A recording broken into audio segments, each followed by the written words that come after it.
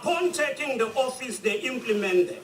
Zikalala said expropriation is not only implemented in South Africa and is the norm in countries like the US, Singapore and India. Babalo Ndenza, Eyewitness News. A man has been arrested in connection with the hijacking of a truck in Manenberg. Following a high-speed chase yesterday, police managed to recover about 1 million rands worth of Nestlé products, which were loaded on the vehicle. The truck was targeted by hijackers along Danafontein Road at around 6 o'clock in the morning.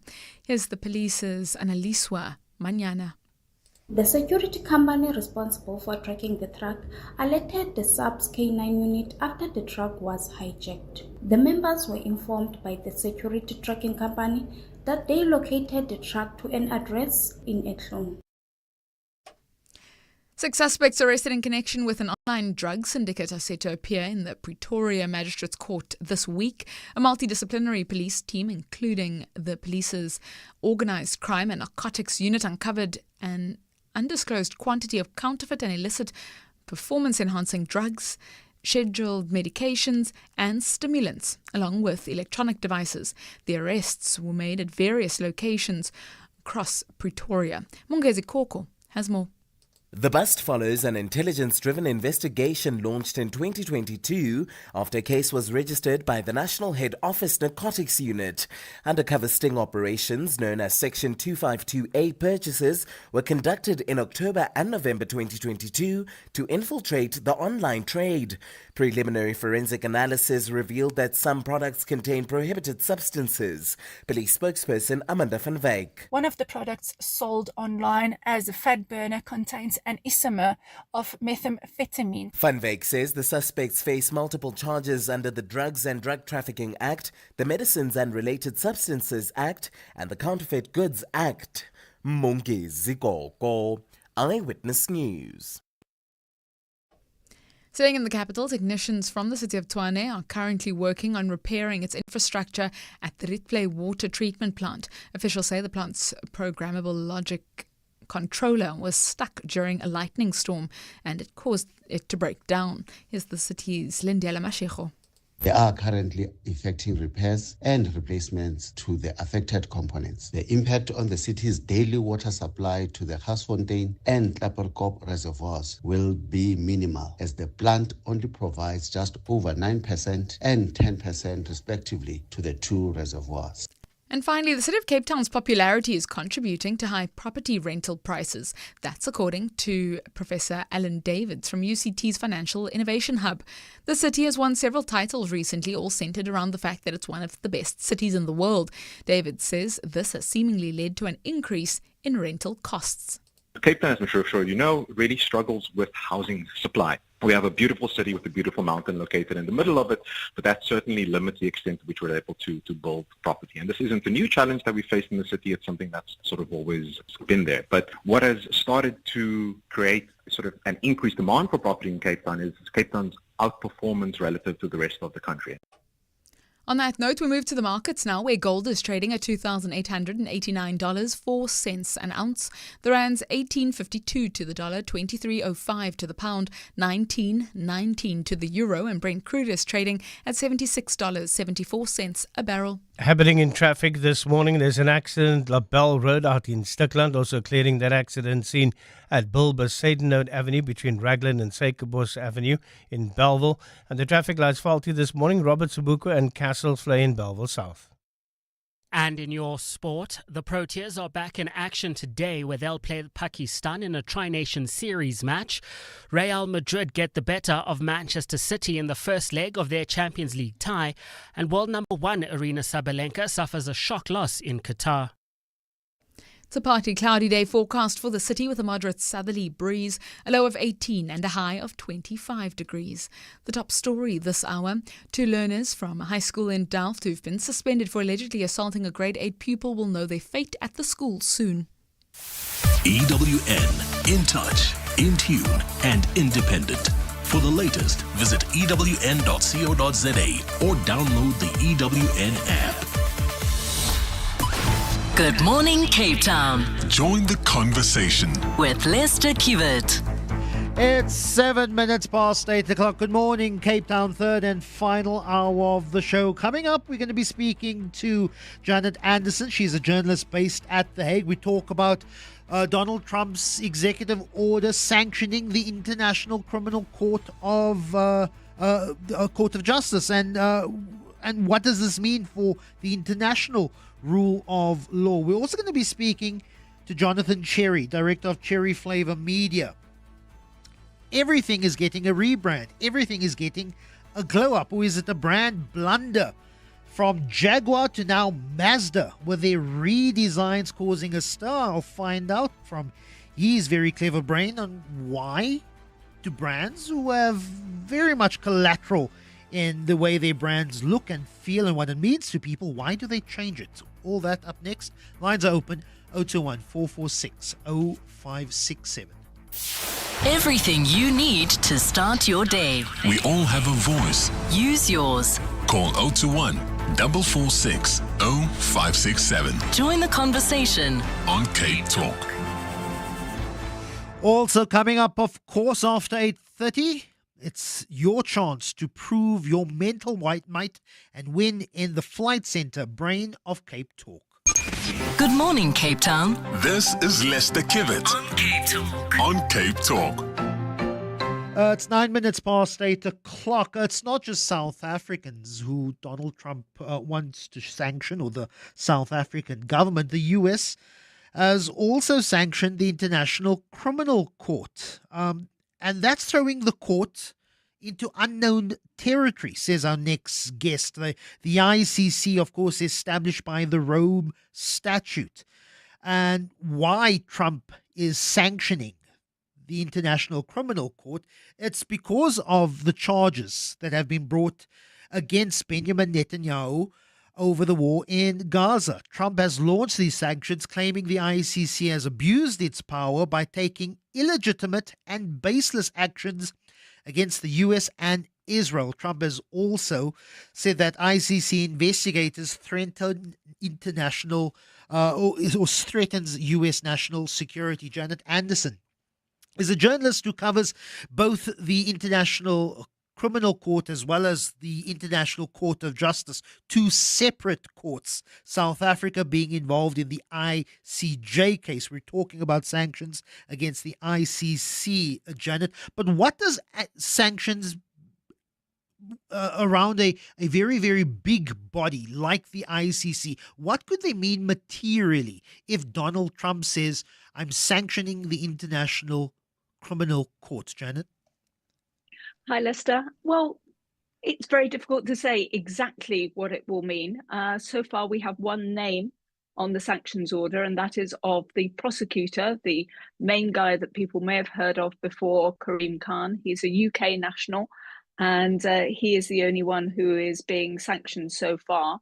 So, I mean, you say that the ICC is a huge body, but you know, there's been such a slew of orders out of Trump's presidency that maybe this one has kind of gone under the radar for some people a little bit. You know, there are so many attacks on rule of law and accountability and human rights and all of those issues all over the world. We've got all of these big organizations losing money. We've got all kinds of problems everywhere. There's his plans on Gaza, on Greenland, on Panama. That, you know, the ICC, I mean, you know, one person gets sanctioned. I don't think that the whole of the world is paying a huge amount of attention so far. But it's not just Donald Trump who has made certain utterances. Even before he was elected, there had already been legislation that had been put on the table in the US Congress calling for sanctions or some action against, whether it be prosecutors or even judges on the International Criminal Court, who may want to target either American particularly, but also in this case Israeli politicians. There have been other utterances from other politicians besides Donald Trump before.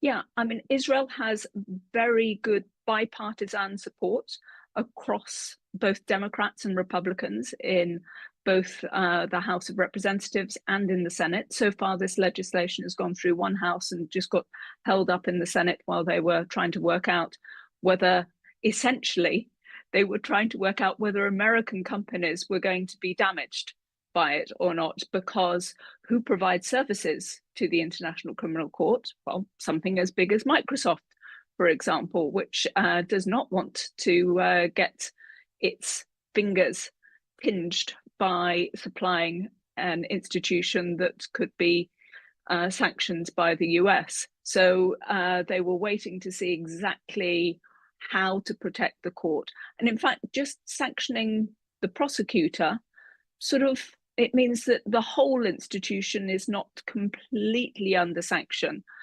And of course, I mean, the prosecutor is the most important person, and it's highly symbolic, but there has been no sanction against the institution as a whole.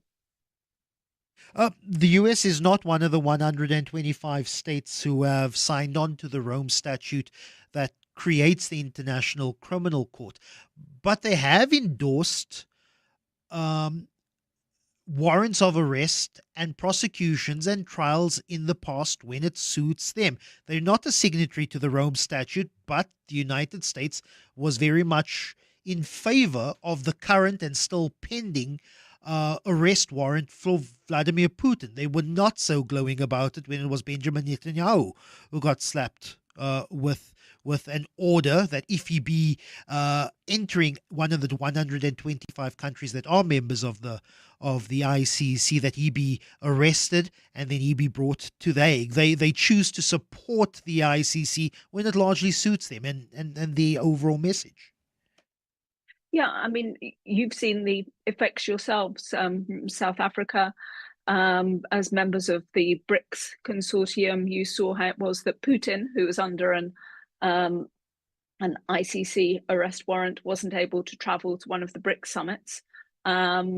So the same kind of problems should occur for Netanyahu, but we can see that this is breaking down gradually. I haven't seen any European country yet welcoming Netanyahu personally, but I think it's only a matter of time before a place like Italy, a place like Hungary, both of which are members of the ICC, sort of say, hey, we want to show our solidarity with Netanyahu and invite him.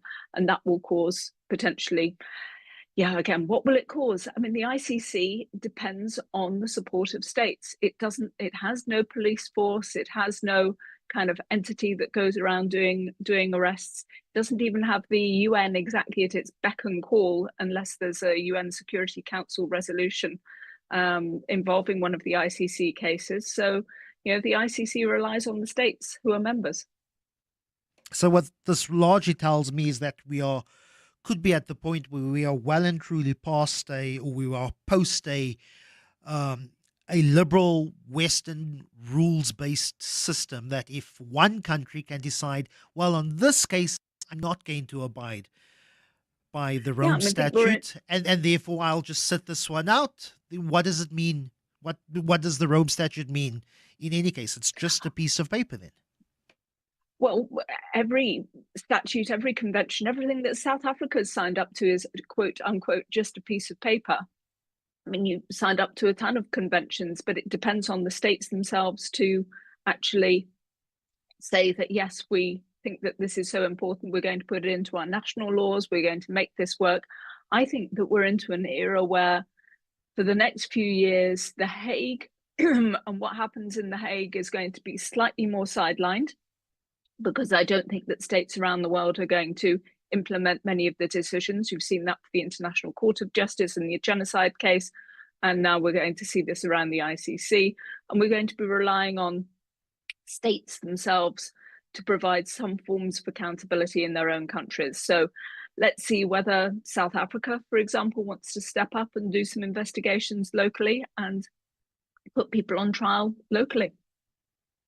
Really appreciate your time. Janet Anderson, who is a reporter based at The Hague. At 17 minutes past 8 o'clock. We're back after this. Views and News with Clarence Ford. Weekday mornings, 9 till 12. Fatima Hassan represents, of course, the Health Justice Initiative. She's the director there. A president cannot just step in and decide that he's going to issue an executive order and reverse that. If that would be happening in South Africa, the same people who are talking about the right of America to do X, Y, or Z would be up in arms about the rule of law. At the heart of this matter is how is executive authority exercised, and how do you exercise that in a way which is responsible and ethical? Views and News with Clarence Ford. Every weekday at 9 a.m. Only on CapeTalk. Join the conversation. It's February, the month of love, so why not show your older car some love with low-cost insurance designed for older cars? With Outsurance Essential, accident claims are paid in cash, so you can choose the panel beater you want to use. Add motor warranty, which covers you for mechanical or electrical breakdowns, and get saving with Outsurance Essential for unfinanced cars older than 5 years and valued at less than 130,000 Rand. SMS CAR to 43872. That's CAR to 43872. Outsurance is a licensed insurer and FSP T's and C's and information online. At Goldwagen, we know how important it is for your car to be reliable, which is why we source our parts from reputable manufacturers to ensure that our Goldwagen stores are stocked with a wide range of vehicle parts. And no, we don't only supply parts for Volkswagen. It's been like forever now. We supply parts for all major vehicle brands. Goldwagen. Keep on driving. Meet the new Samsung Galaxy S25 series, the go-to phone for a go-to person. Need to find a pet-friendly Italian restaurant with outdoor seating and add it to your calendar? Just ask your true AI companion. With one voice command, it will be done. Pre-order the new Galaxy S25 series and add on a Galaxy Watch 7 from 49 Rand per month. Trade in and get up to 10,000 Rand back. Limited offer, valid until 13 Feb 2025. Galaxy AI, your true AI companion. T's and C's apply. EWN Traffic.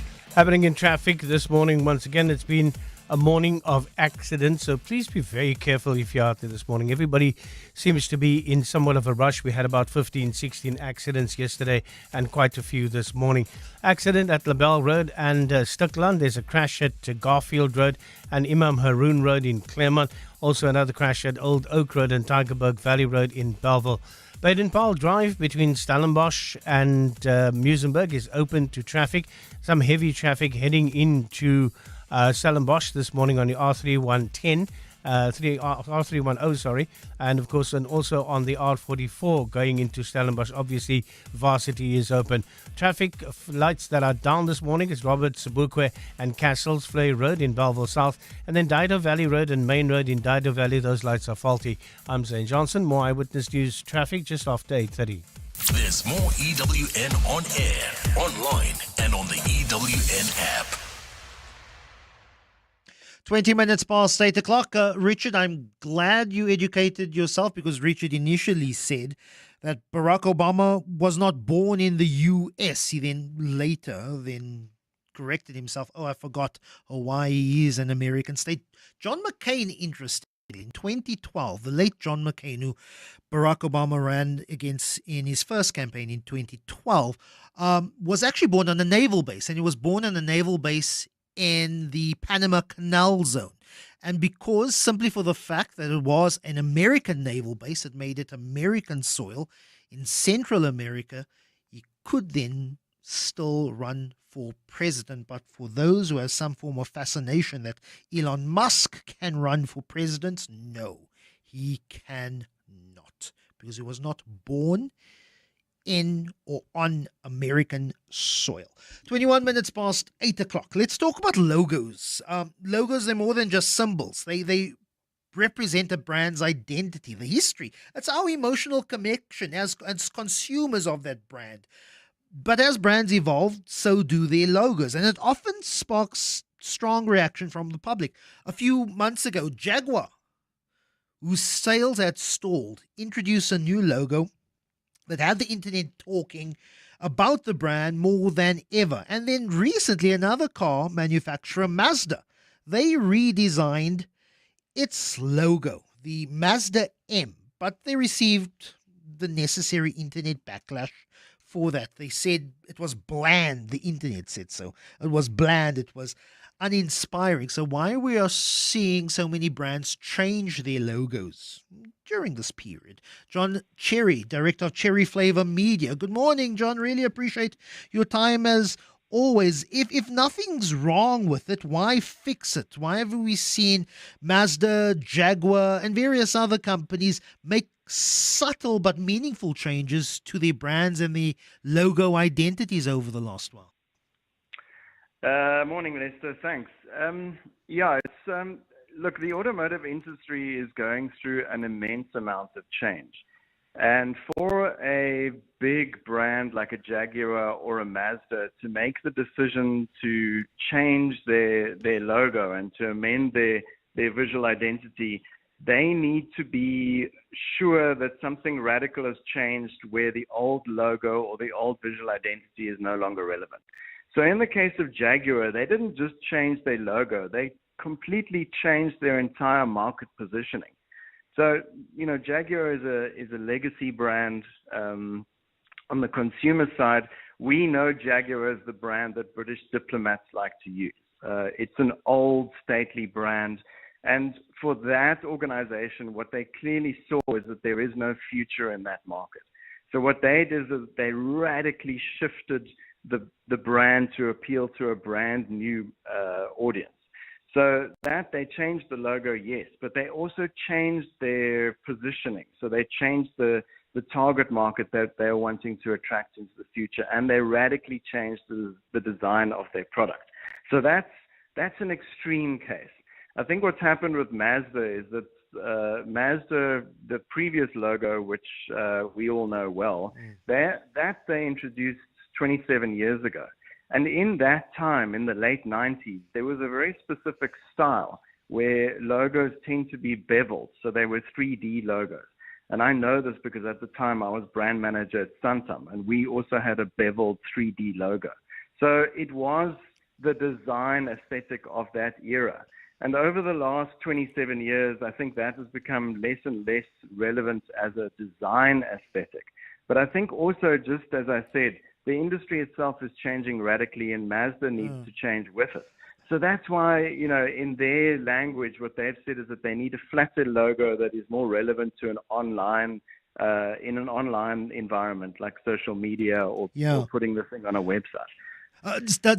Does it make a brand or a logo become simply just more transferable, whether it be on a website, whether it be on a social media page, whether it be on the company letterhead? It all is transferable to look the same on various platforms, whereas the now old Mazda logo, which is sort of a chrome curved M, wouldn't sit well on some other platforms, whether it be a T-shirt or letterhead or online. They're trying to streamline it to make everything look largely the same across platforms. 100%. So when it comes to brand management, consistency is key. And the other thing that's really important is that the logo itself needs to be practical. So exactly as you say, when you've got a beveled logo and you're trying to put it on, onto a digital platform, it becomes difficult to use, or it becomes difficult to apply consistently. So, getting rid of the bevel is one side of it. You just need logos that are nice and simple. That's the ideal.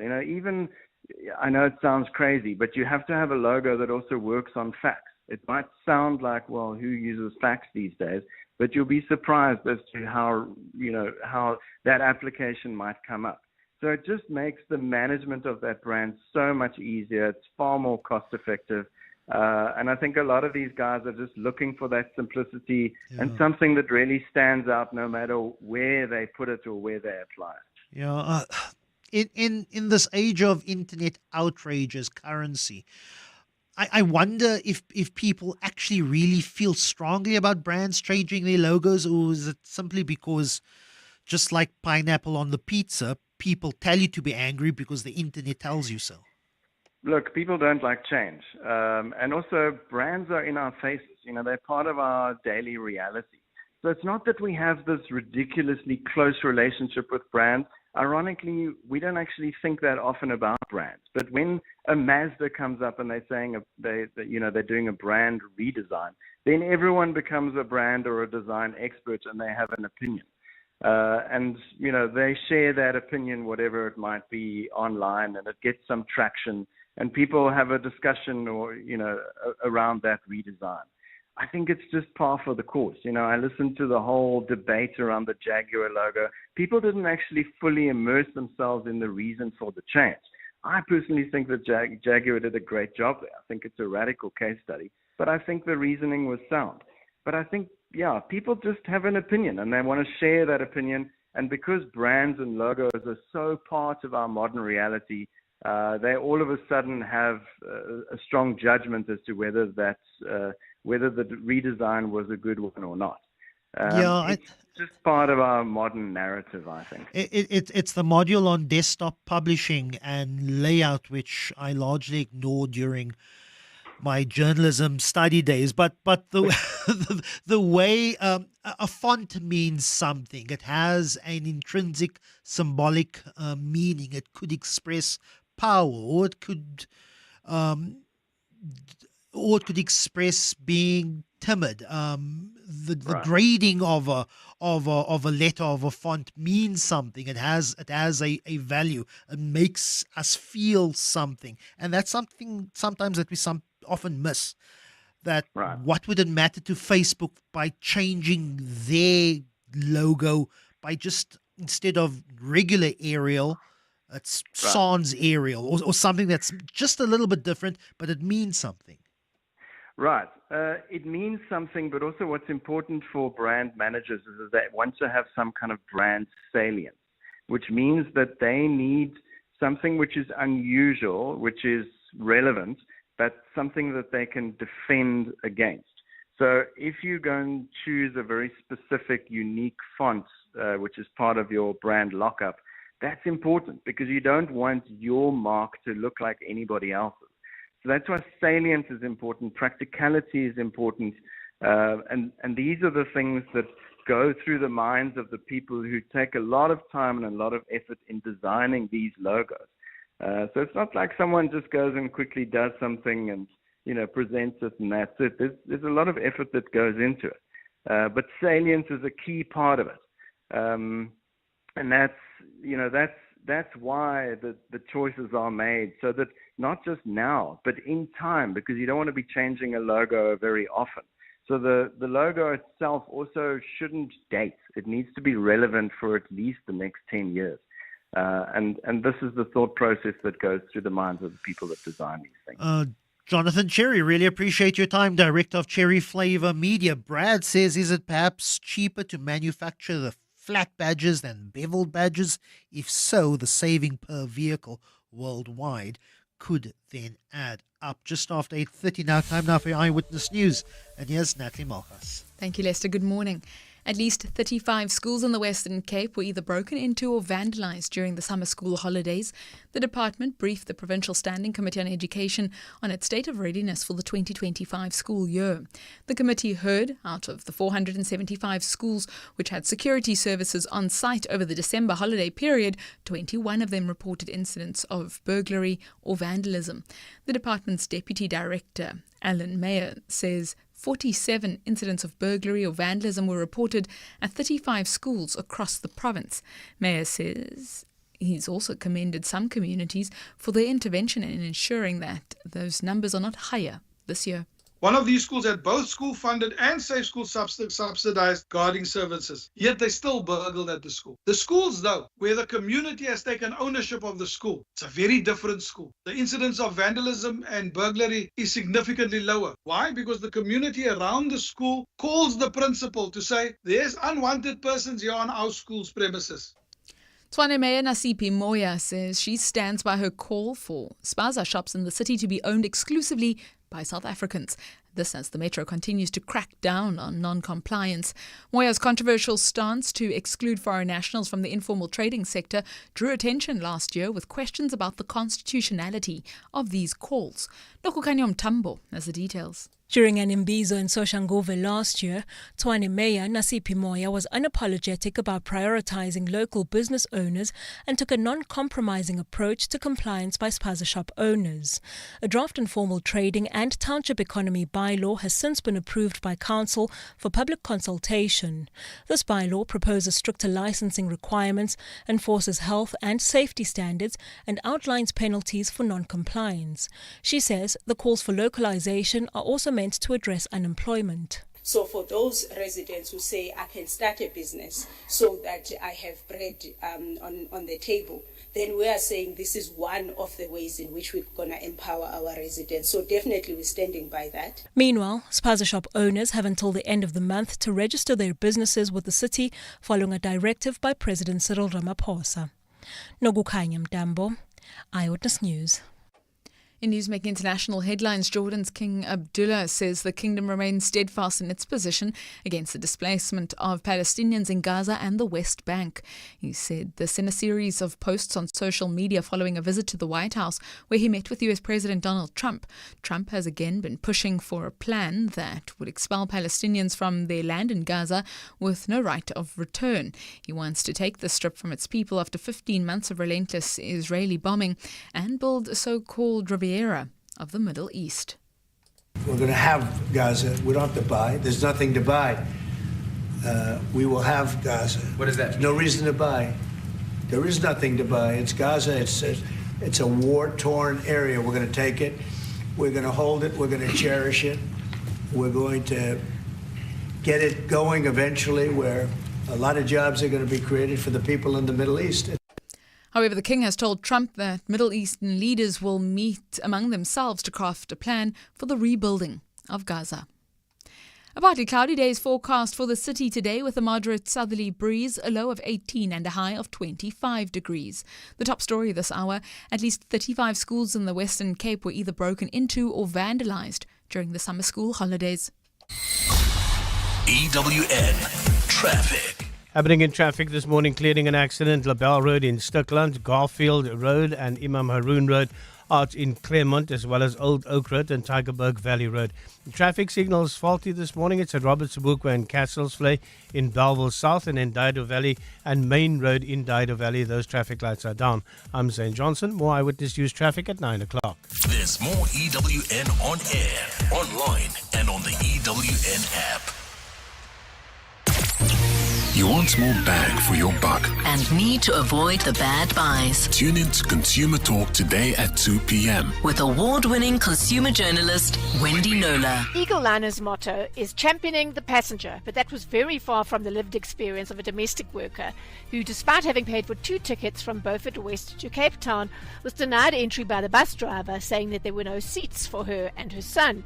To make matters worse, her employer's exhaustive efforts to engage with the bus company about that were in vain. So Consumer Talk took up the case. Consumer Talk. Every Wednesday at 2. Only on CapeTalk. Join the conversation.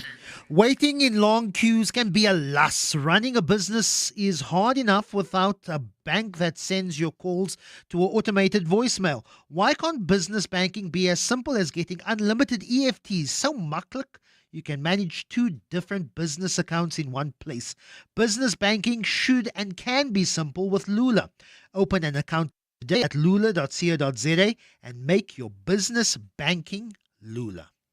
Ready to buy your dream car, put an offer in on a new house, or take out that personal loan? Make 2025 your year with Postnet and Huru.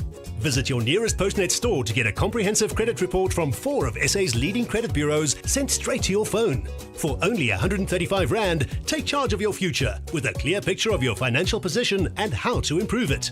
Why second guess your credit rating when you can be certain? Get your Huru and Kudo credit report at Postnet today. Postnet, helping you succeed. Santam can cover your car in just 2 minutes. That's faster than you microwaving your leftovers. Realizing they're still cold? Giving them a second chance. Realizing they're still cold? And eating them anyway. Because you've already committed to it. Get your car covered in just 2 minutes so you can live in the moment, not in the worry. Visit santam.co.za. Santam. This is freedom. Santam is an authorized FSP, a licensed non-life insurer and controlling company for its group companies. EWN Sport. Mwandi Mateza, you and I will be watching some cricket today together. In person, face to face, absolutely. eating How our about quota. that? Yeah. Yeah, indeed. And that's because the Proteas are back in action today, where they'll take on Pakistan in their second Tri-Nation Series ODI match. The game is preparing the teams for the ICC Champions Trophy, which starts next week. And the winning side today will play New Zealand in the final of the series on Friday. Proteas batter Heinrich Klaassen is likely to feature after missing the first game against the Black Caps on Monday. They've played good cricket over the last couple of months. We need to play good cricket. Obviously, there's a bigger picture in mind as well. The ICC Trophy is also in play next week or 2 weeks from now. So it's a good exercise for us. And if we can knock them out and play in the final in the home country where they're not in part of that, will be at least put a smile on my face. Play begins at 11 this morning. Real Madrid got the better of Manchester City in the first leg of their UEFA Champions League playoff. Jude Bellingham scored in added time to give Madrid a 3-2 advantage heading into the return fixture at home next week. Man City manager Pep Guardiola. I don't have a problem to accept that it doesn't work like it worked in the past. I'm not a problem, but it's all of us. For me, it would be easy to say, no, and blame one player, specific player, or blame whatever. That is ridiculous. So it's not, that doesn't work. It's all of us.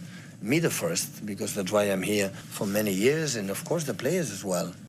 Borussia Dortmund won 3-0 at Sporting Lisbon. Juventus beat PSV Eindhoven 2-1 and PSG outclassed Brest 3-0. Locally, TS Galaxy handed Betway Premiership leaders Mamelodi Sundowns their first defeat in the league since October. The 1-0 win takes Galaxy up to 4th on the table. And the Nedbank Cup round of 16 gets underway tonight. SuperSport United host Cape Town Spurs in the first of those games at 7 this evening. And lastly, world number 1 Aryna Sabalenka suffered a shock defeat in the second round of the Qatar Open. She lost in 3 sets to Katerina Alexandrova in what was Sabalenka's first match since losing to Madison Keys in the Australian Open final. Mwandi Mateza, Eyewitness News Sport. Coming up at 9. Views and news with Clarence Ford. Only on CapeTalk. Join the conversation. And in 21 minutes' time, it's Clarence Ford with Views and News. What's coming up on the show, Clarence? Yeah, I want to be talking about plastic straws as well. It is just fascinating. People have the what's it? They are sitting the pot miss. Hulle sit die pot miss. I do not condone plastic straws. I just hate paper straws. And you can hold those two separate thoughts in your brain at the same time. I do not, and I would not want to use plastic straws. I try to be as conscious as possible. But at the very same time, you can say, I hate paper straws. It's very, very easy sometimes to walk and chew bubblegum at the same time, Clarence. Yeah, I know. Clearly, Donald Trump has strong views on it as well. We will be chatting with the NSBCA at 9:40. They're offering 20,000 rands reward for the brutal killing of Reagan, the Chakma baboon. And of course, that in the wake of especially Barbara Friedman championing our understanding of related matters, and how maybe some people in Cape Town have been taking the law into their own hands in respect of the conflict that we have with baboons specifically. So that conversation at 9:40. We're going to talk to Mark Schwilling. He's written an article in the Daily Maverick yesterday. The tough truth he brings to the fore in respect of Trumpism, but also with everybody mouthing their truths on social media. It's very difficult to get a finger on the truth these days. How we can resist Trumpism before it's too late, he suggests in that particular article, and that conversation just after 10 o'clock. We'll also look at the dangers of desensitization in South Africa. We are bombarded again by social media with very violent acts that happen in our communities. And Professor Lawrence Tucker, past president of the Neurological Association of South Africa, will join us at 10:45 for a related conversation. That's just some of the things we have for you on Views and News till 12. Smart deserves a spotlight, and the stage is all yours. This is the Flight Center Brain of Cape Talk. It's time to play the Flight Center Brain of Cape Talk, and the winner of this round wins 1,500 Rand and plays again for another 1,500 Rand in afternoon drive at 20 to 5 today. And then whoever is standing by the end of the week will be crowned the Flight Center Brain of the Week to win an additional 10,000 Rand cash and a 5,000 Rand Flight Center travel voucher. And then you can play for another 30,000 Rand and a 10,000 Rand Flight Center travel voucher on Monday the 3rd of March. To be part of the action, register now on the Cape Talk section on primemediaplus.com and we'll call you back. Let me introduce our reigning brain. Jackie Workman from Pineland scored 9 yesterday on the afternoon drive with John Matham. Remind me, Jackie, did you not start this week with me? I did. I started on Monday morning. You did on Monday morning. I was not on air yesterday, so I'm so glad to have you back. You've been playing for 2 straight days, so you are in a rhythm already. I hope so. I hope it holds me in good stead. Well, stay on the line. We'll see if your streak continues. Let me get joined by our second contestant, Muhammad Kaizi. Good morning, Muhammad. How are you doing today? All right, thanks. How are you, Lester? Very good, thanks. Is this your first time playing the Flight Center Brain of Cape Talk? No, not the first time. I think it's you've probably played it before. Third time. Yeah. Okay, well, you have Tried my sufficient luck. experience. So let me run through the rules while I have you both on the line. You both have 60 seconds to answer 15 questions. The contestant who gets the most answers correct wins. If scores are equal, we'll play sudden death. If you don't know an answer, say pass. If you pass the spelling question, I will spell the word. If your answer is wrong, I give the right answer. Does both Muhammad and Jackie understand the rules? I do, yes. Got it. There we go. Muhammad, you are on hold because Jackie is our reigning brain and she goes first. Jackie, are you ready? Ready. Your time starts now. 3, 2, 1. Complete the saying. He does not have a what to stand on. Leg. Correct. Spell the word factory. Factory. Correct. In which month of the year is Thanksgiving celebrated in the USA? November.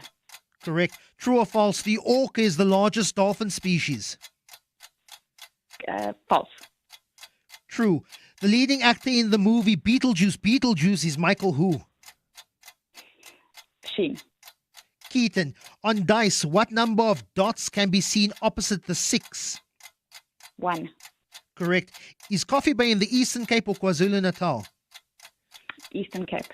Correct. Justin Trudeau became Prime Minister of which country in 2015? Canada. Correct. True or false? Brazil is the largest country crossed by the equator. True. Correct. Is a camel's hump made of water, fat, or muscle? Fat. Correct. Which word can come... Oh, well done. What a great round. Little bit of a bump in the middle, but you did very, very well, Jackie. I managed to complete 10 full questions. True or false is the orca is the largest dolphin species. You said false. The answer is in fact true. And the leading actor in the movie Beetlejuice is Michael Keaton. He reprises his performance as Beetlejuice in the first movie. It was simply called Beetlejuice. You went through 10 questions. I'm making eye contact with my producers over an internet line to see how much you got. Out of 10 questions asked, you got 8 correct. That's not a bad showing again, Jackie.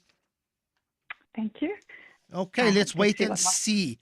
Now it's all up to Muhammad. But before I get to Muhammad, with January over, there's never been a better time to start planning your next adventure, whether it's a quick weekend escape or a chance to hop on some international flights.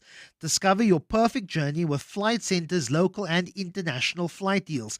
Easily search, compare, and book your flights online or with the help of a travel expert at your nearest Flight Centre store. However you choose to book, Flight Centre's got you. Flight Centre, your centre for travel. Mohammed, KZ in Crawford, it's your turn now. Are you ready? Yes, ready as I'll be. And your time starts now. 3, 2, 1. Complete the saying, nothing is certain but death and what? Taxes. Correct.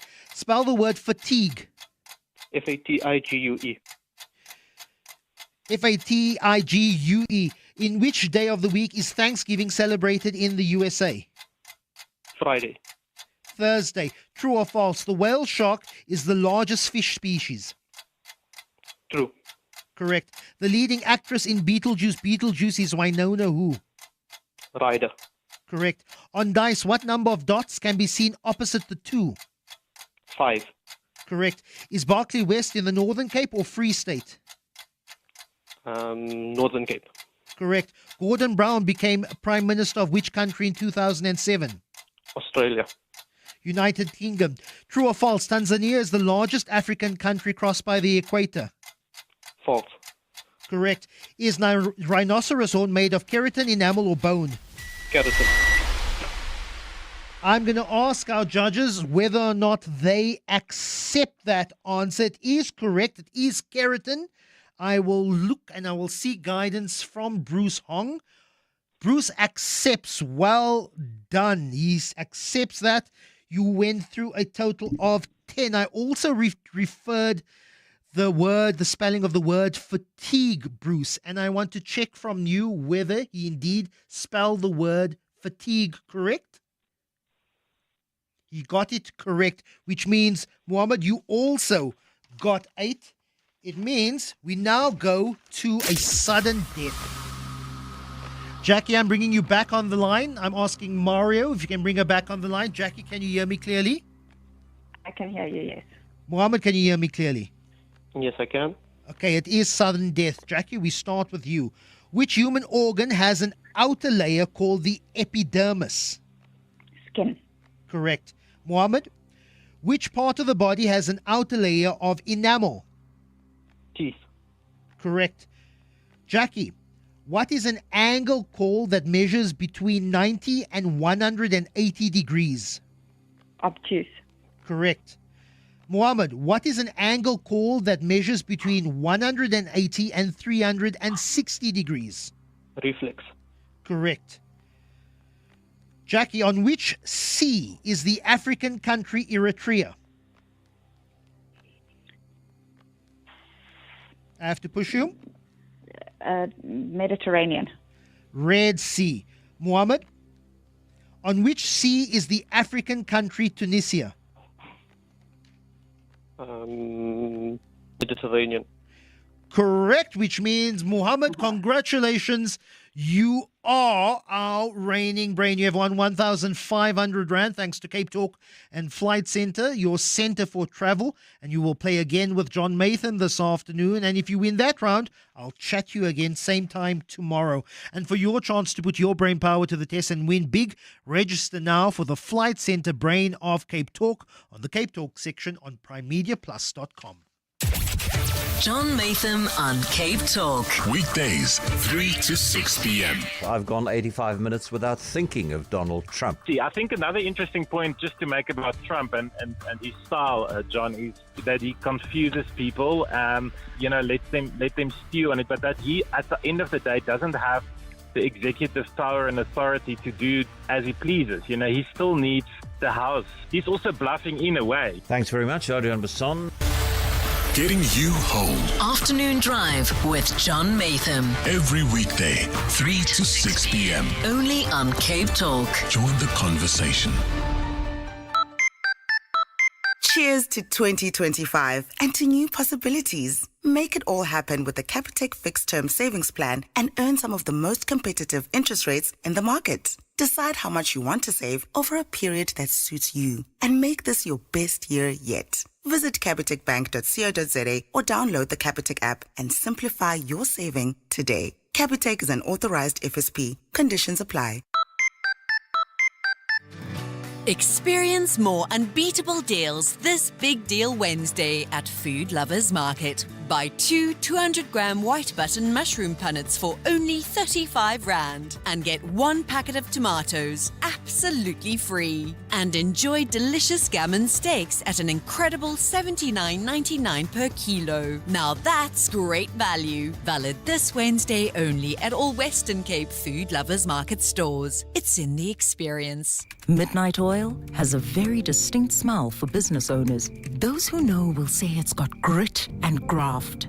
That's why Telkom Business wants to unleash the hero in you with the Business Fusion deal. Get a Packard Bell Montenero laptop, LTE 120 gigs anytime data, 120 gigs night surfer data, Smart Voice Basic plus a professional website for only 749 Rand per month. Call 10213, click telkom.co.za or go to any Telkom shop. TNC apply. Telkom. Possible begins here. Good morning, Cape Town. WhatsApp Leicester on 072 567 1567. A number of voice notes that I want to get through before we reach the end of the show. But David says, good morning, just drove past SASSA offices in Main Road, Wynberg. What chaos!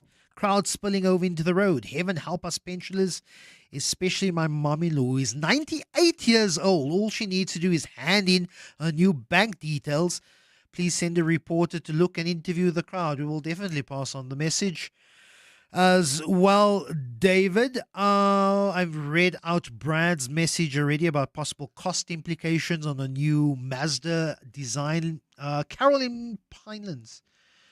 Can a non-American born person be a vice president or a Congress member? Yes, there are a number of naturalized Americans who are in the U.S. Congress. One of them being Ilhan Omar, who was born, I think, in Somalia, went to the United States as a refugee, I think at the age of 17, was it? Or she became a naturalized American at the age of 17 and is now quite a political figure in the House of Representatives. James in Simonstown, you want to talk about designs and what people need to take into account? Yes. In the old days, every designer, graphic designer, knew how a printing machine worked, or a silkscreen printing machine, 4-color half-tone machine. And designers nowadays don't understand quite often that if you want to print a logo in a newspaper, the registration of the newspaper, when you use 4-color half-tone, that's the dots that you see printing, won't work because the newspaper doesn't have good registration, so it becomes blurred. And also, if you print in silkscreen, you can print in silver or gold in one color, but in other printing processes, it's usually composed of 4 colors. So these things, sees every so often, thinks, why did they let a junior loose with that design? James, you bring a thought to my brain and a little pet project of mine. If I had the time, if someone ever wanted to give me a grant to take some time off work so I could document the dying passion of sign writing. Remember when sign writers actually used to paint the Coca-Cola sign or the Kui sign on storefronts? Now it's all printed, and it wasn't too long ago when I walked into a store and there was a man still meticulously, I think it was a fisheries, and he was meticulously painting on the prices of a chip roll or a hake parcel by hand. And I thought to myself, we really need to document this dying art of sign writing. Well, these guys are brilliant, and also the chalk artists who work on a blackboard to do ads and menus. But my old man years ago put a lot of these people out of business when he invented a product called Letraset, which was lettering on a polythene sheet, which you pressed and the letter came off. So a lot of brilliant, sign writers were suddenly outpaced by what was modern technology in the 60s. And now, of course, that product was killed immediately by the computer. So you should give me some money for a grant. You may still have some painted money somewhere because of that invention. Please tell me you do. Well, just let me tell you that the product was so successful, it just didn't know what to do with itself, and eventually, invested in so many dud projects. It didn't know what its let's say its milk cow was, and so success bred defeat. Shame. So no grant from James to do my documentary research project on the dying art of sign writers. Thanks so much for the call there. A couple of voice notes, Mauro? Maybe just one or two. Hey, Lester. I quite like this gentleman's, I think he works at Cherry Flavor. His stance on brands. I'm a brand professional as well, and he's absolutely right. Consumers, we don't think about brands. We only think about brands when there's a need to be satisfied. And a brand's objective is to be the default option in their product category.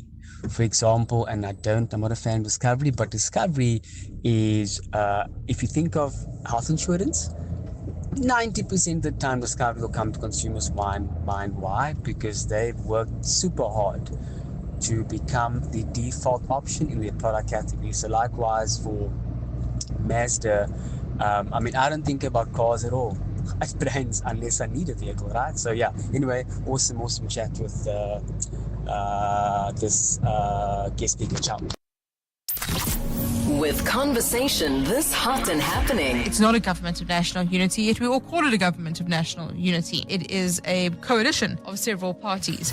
You never want to miss a single beat. Tell me about deja vu. Are you suggesting that it's not just a fleeting moment, it can be quite deep? But when life happens, CapeTalk recaps all the biggest conversations from the week. Every weekday from 9 p.m. Have we seen change since that plastic bag levy was introduced? Catch the best of talk only on CapeTalk. Join the conversation. Are you looking for the best spectacle and sunglass deal? With Specsavers buy one get one offer, you get great value for money.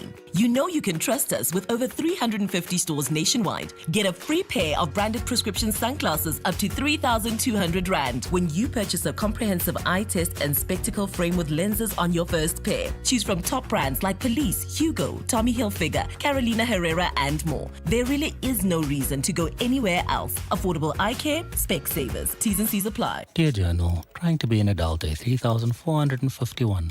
Had no idea what to say in a meeting, so I chimed in that we need to find a balance and pick the low-hanging fruit. The CEO nodded. I think an agreement. Middle management, here I come. Hating the corporate 9 to 5? Get covered at pineapple.co.za. It's easy and like 19 Rand a day, so it's 100% the insurance for you. Underwritten by Old Mutual Alternative Risk Transfer Insurer Limited, a licensed non-life insurer and authorized FSP. Premiums are risk profile dependent. Unlike other assets built on belief, gold is built on reality. Rare, enduring, and demanded globally, gold is a trusted asset for all. With gold rising 30% in the past year, it again proves to be the ultimate store of value. Buy gold with the market leaders at the Scoin Shop, online or in stores nationwide. T's and C's apply. And that's our show. Clarence Ford is up next with Views and News. I'm back tomorrow, still broadcasting from Johannesburg, but I'll be on air 6 a.m. Have a good one. Cheers then. Bye-bye. Streaming countrywide on Prime Media Plus. On DSTV channel 885 and across the city on 567 AM.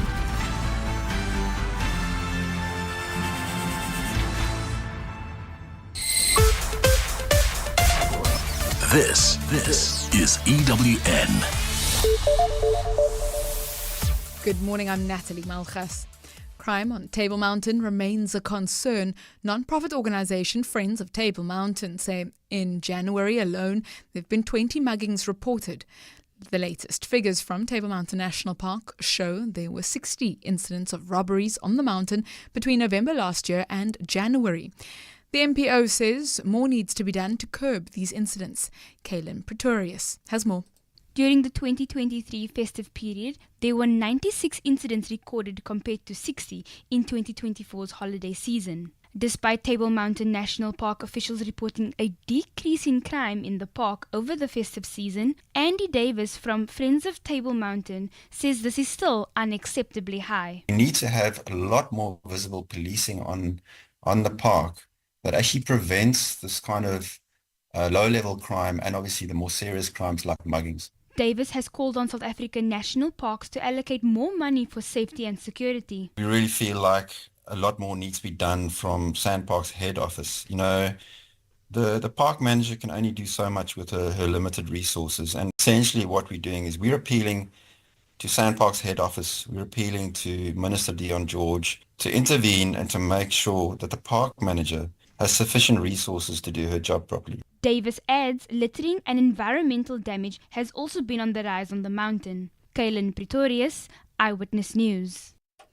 To the courts now, where the Western Cape High Court will today hear whether alleged underworld gang boss Nafees Modak is ready to testify. Earlier this week, Modak's lawyer told the court his client has requested more time to prepare his testimony. Modak and 14 others face 122 charges for various crimes, including murder, extortion, fraud and money laundering. Carlo Peterson has more. Nafees Modak asked the court for a week to prepare his evidence-in-chief, with his lawyer advocate Bashir Sibda saying he's not ready to take the stand. The state argued that since the trial started in April last year, Modak and Sibda have had more than 60 hours of consultation. Judge Robert Henney agreed, saying he has granted more than 30 orders for Modak to consult with Sibda. Henney adjourned the matter for Sibda to consult with Modak on whether he will proceed with his testimony today. Carlo Peterson, Eyewitness News.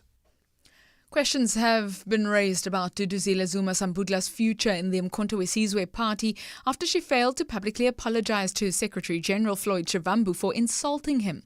Earlier this week, Zuma Sambudla lashed out at Shivambu on X, calling him useless and using explicit language to express her frustrations. She was later instructed to apologize to Shivambu and the organization by her father and party leader, Jacob Zuma. However, in her public apology, Zuma Sambudla only apologized to the party and its structures but made no mention of Shivambu. Alfara Mashwana has more. MK party leader Jacob Zuma issued 2 directives to his daughter and Member of Parliament Duduzile Zuma Sambudla to preserve her membership in the political party. The first directive was for her to apologize to the party and its Secretary General Floyd Shivambu, while the second was to apologize to all the structures she serves in. While she apologized to everyone, she's yet to apologize to Shivambu, the person her insults were directed towards. Political analyst Tessa Dooms says Zuma Sambudla may have overestimated her influence in the party. That must mean that she doesn't have the kind of support that she might have imagined, or we might have imagined, when she was so emboldened. The MK party did warn that if Zuma Sambudla fails to fulfill all the directives, she might risk losing her membership. Alfa Ramushwana, Eyewitness News.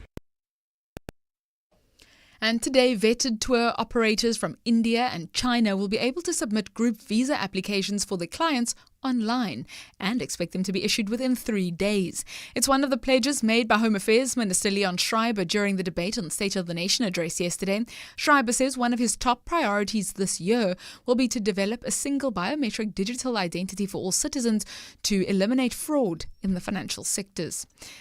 Lindsay Dentlinger has more. Home Affairs Minister Leon Schreiber says his department needs to be at the heart of government re-engineering itself to eliminate paperwork and queues. He says it's time national documents are delivered to homes in the same way banks deliver their cards. Schreiber says by the end of the year, he hopes to have rectified the IT system that currently doesn't allow naturalized citizens and permanent residents to obtain a smart ID. He also wants to increase access to application services in banks to over 1,000 branches. At the heart of these reforms is a mindset shift that recognizes that data is the currency of the future and that it is the individual that owns their own data. Schreiber says changes to the visa application system should soon see an influx of tourists from China and India. This is Home Affairs demonstrating the power of digital transformation to create jobs. He says while the changes won't happen overnight, they are aimed at eliminating fraud and strengthening the power of the South African passport. Lindsay Dentlinger, Eyewitness News, Parliament. On that note, we move to the markets now, where gold is trading at $2,889, 4 cents an ounce. The rand's 18.52 to the dollar, 23.05 to the pound, 19.19 to the euro, and Brent crude is trading at $76.74 a barrel. Happening in your traffic this morning, clearing an accident at Garfield Road and Imam Haroon Road out in Claremont. Baden-Powell Drive is open to traffic and the traffic signals faulty. Robert Sobukwe and Castle Flay in Belleville South, and Dido Valley Road and Main Road out in the Dido Valley area. It's a partly cloudy day forecast for the city with a moderate southerly breeze, a low of 18 and a high of 25 degrees. The top story this hour, crime on Table Mountain remains a concern. EWN, in touch, in tune and independent. For the latest, visit ewn.co.za or download the EWN app. This is Cape Talk Join the conversation with Clarence Ford. And a very warm welcome to you on this Wednesday morning. It's a very beautiful day in the Mother City, and a whole lot of things for us to talk about today. It's firstly a story about a baboon in the Delmas area. Unrelated maybe, but also related to the kind of conflict that we are seeing with baboons on especially the Cape Peninsula. So the National Council of SPCAs, the NSPCAs, launched an investigation into the horrific killing and mutilation of Ray Gunn, a male Chakma baboon who was chased, beaten, set alight and later mutilated near Botleng Secondary School in Delmas. Of course, we have seen baboons taken out because of the conflict that we are seeing at this very moment in time right here in Cape Town. So they're offering 20,000 rands in reward for information leading to the successful conviction, urging people with relevant details to come forward. We'll have that conversation with NSPCA spokesperson Jacques Peacock and maybe get a sense of how better we can manage this ongoing and growing conflict that we are experiencing. We are going to be chatting with Mark Schwilling. He's written an article that I referred to yesterday in the Daily Maverick. Some little tough truths that he brings to the forth over there. A difficult time we are having making sense of what the truth is and what is not the truth. Social media is just like that. Every single person there trumpeting their own truths. And that doesn't help with us getting the right perspectives on issues that we are navigating at this moment in time. So we'll chat with Mark Schwilling about that article and what drives the pretty strong views that he carries in it at about after 10 o'clock this morning. We'll also talk about the dangers of desensitization in South Africa. That conversation scheduled for after 11 o'clock. We as a society are becoming emotionally desensitized to hatred and intolerance and violence. Are we numb? Maybe with a stark lack of empathy? Are we as a society collectively traumatized on a daily basis? Some of the things I'll put to Dr. Kaitumetsi Mashego, a clinical psychologist, just after 1100. Some of the things you can expect right here on Views and News till 12. Views and News with Clarence Ford. We all have a voice. Use yours. Call 021 446 0567. Join the conversation on Cape Talk. It is nearly 10 minutes past 9 o'clock. Over-efficiency. Yeah, over-efficiency. That comes to mind this morning. It's kind of personal experience that my wife had yesterday. She has a flat that she's obviously renting out to a tenant, and the prepaid meter in that flat had come apart a little bit, and she registered the issue with the city of Cape Town. It was, according to her, very difficult to get hold of the people on the telephone. So she would call a call center and she'd wait for 14 and 12 minutes respectively. You are number 42 in the queue, and then when it comes to you are number 1 in the queue, then miraculously the line would break, if you know what I mean, on 2 occasions. But there's a WhatsApp capability that the city of Cape Town has enabled for you to report such issues as it relates to your prepaid electricity meter. So hers was kind of coming off the wall, and her tenants were a little worried about it. The WhatsApp facility she used to report the issue And the guys pitched up apparently to fix it at 25 minutes to 12 last night. And obviously they couldn't get in to the complex to fix it. And their brief is that they must go when they are called. Can you really kind of expect people to wait for you at 25 minutes to 12 o'clock to fix the thing at night? And in a conversation with a person sent to fix it at 25 minutes past 12, he said that he must go at 3 o'clock in the morning if he's called to go.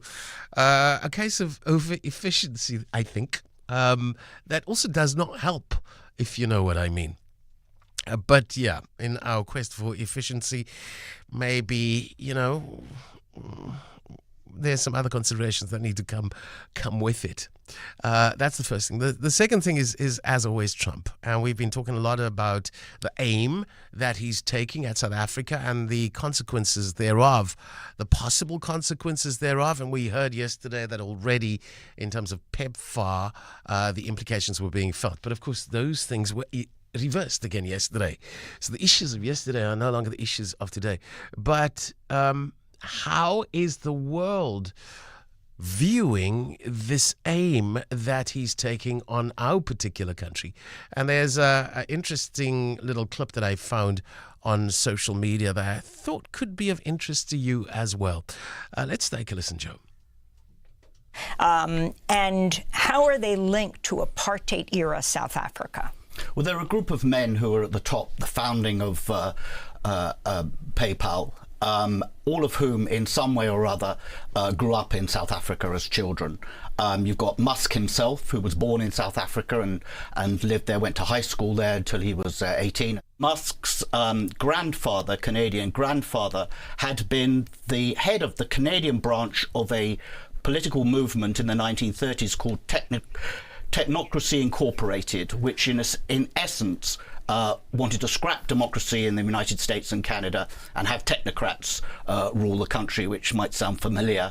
That becomes a de facto fascist party, is banned during the Second World War, and then the grandfather moves to apartheid South Africa, having had no connection to the place, in 1950 because he likes the sound of apartheid.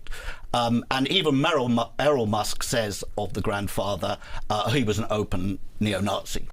You got Peter Thiel, who was a co-founder with Musk of PayPal. Thiel was born in Germany, but brought to South Africa as a young child. His father was a mining engineer, lived in Johannesburg, and then moved to Southwest Africa, which was then a South African colony, is now Namibia.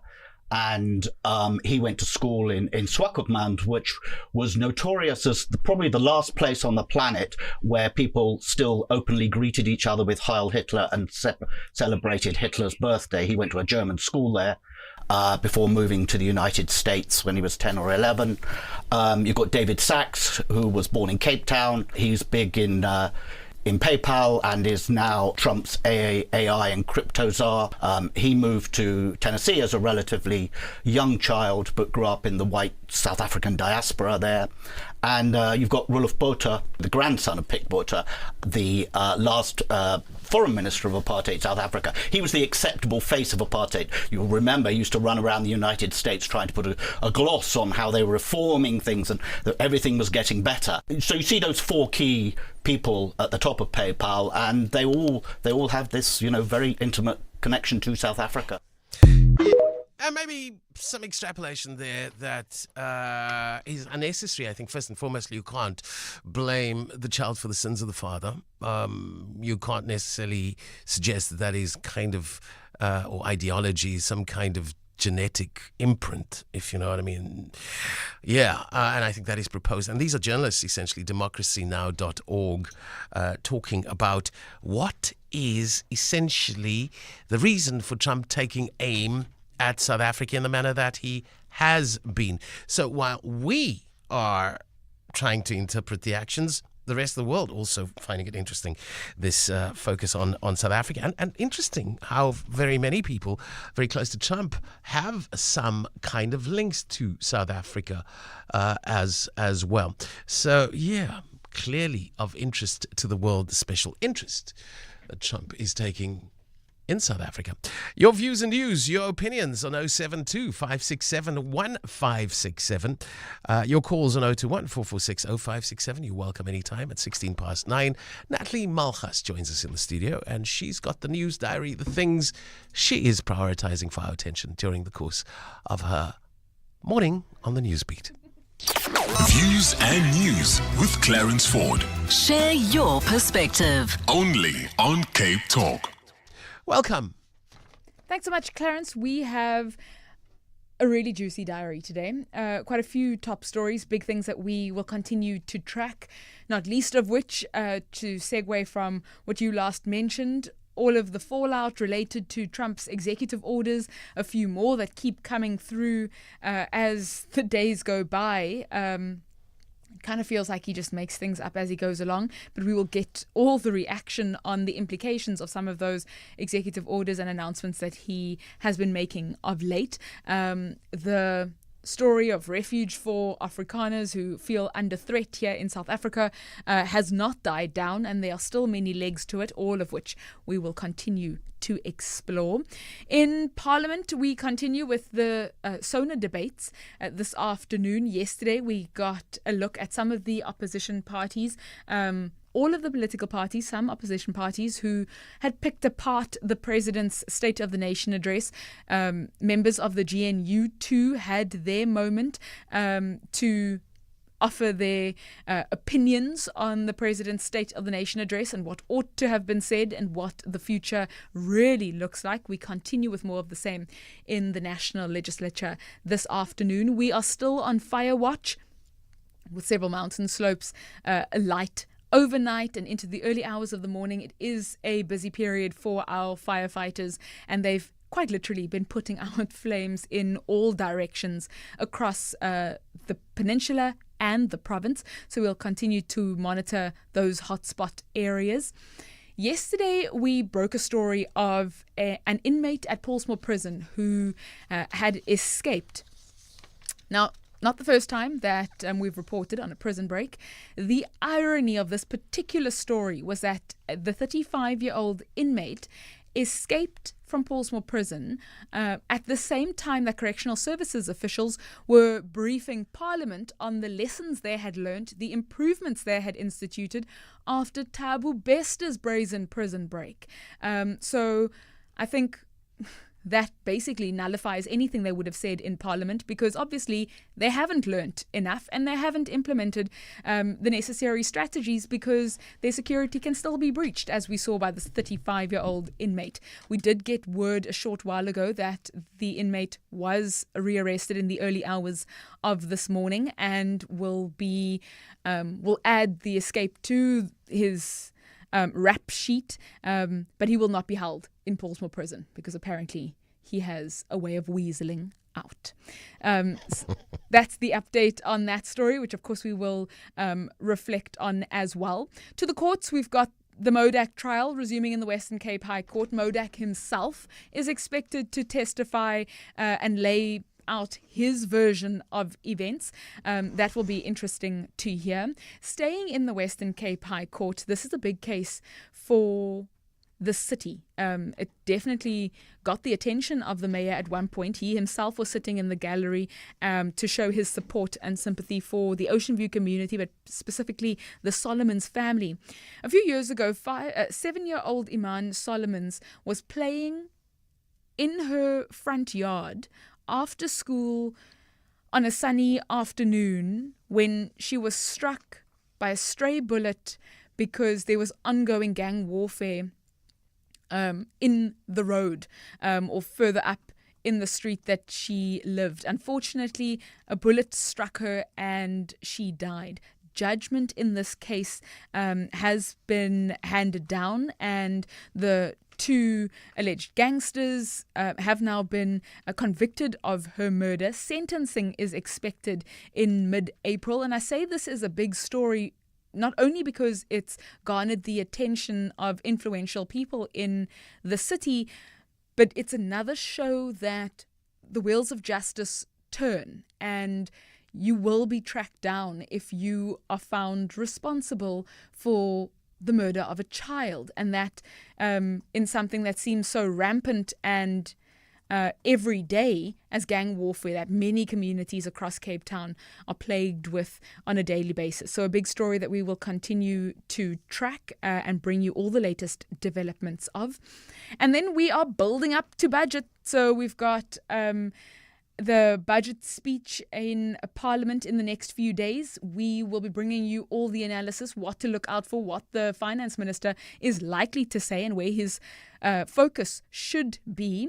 And then lastly, we wrap up with a story. The Deputy Minister in the Presidency will be releasing the third quarter report on youth unemployment. An initiative was basically put together back in 2020, launched by the president to address specifically youth unemployment in South Africa. And the third quarter report related to some of the improvements and positive outcomes will be announced at around mid-morning today. We'll bring you all of that and more, Clarence. Just to be absolutely clear about Donald Trump's straw issue. Mm-hmm. So he has a problem with plastic straws very, very clearly. He wants to go back. No, he's got a problem with paper straws. Mm-hmm. He wants to go back to plastic straws. Is that what he's actually saying? Yes. So he, doesn't like the idea of the paper straw. It annoys him. Oh, it annoys me too, and it annoys Lester, and it annoys you too. But I don't know that we should revert to the plastic straw. No, I'm asking if Donald Trump is saying let's go back to the plastic straw. Yeah. He said that unequivocally. I will find the exact words. He didn't say, can we find another alternative to plastic? He didn't say that. There's one thing we know about Trump. He's not about the alternatives. The idea that's in his head is the idea he's going with. Yeah. It's nearly whimsical, is it not? It's like, I don't like plastic straws. I don't like the country on the southernmost tip of the African continent, so I'm going to thumbsuck a strategy and just upend the lives of millions. That sounds about right. I'm going to suggest that maybe that action in relation to that country at the southern part of the African continent is considered. You think? I think so. Plastic straws, I think, is whimsical, though. Completely whimsical. We should be arguing for anything other than plastic, and I think that is really in respect of what is now just again normalized. We must remind ourselves of why we are and have been doing well on the front of evolving outside of our plastic paradigm that we've been in for far too long. It's a synthetic organic polymer. It's made of fossil fuels such as gas and petroleum. And there's over 460 million metric tons of plastic that are produced every year. And that according to the United Nations Environmental Programme.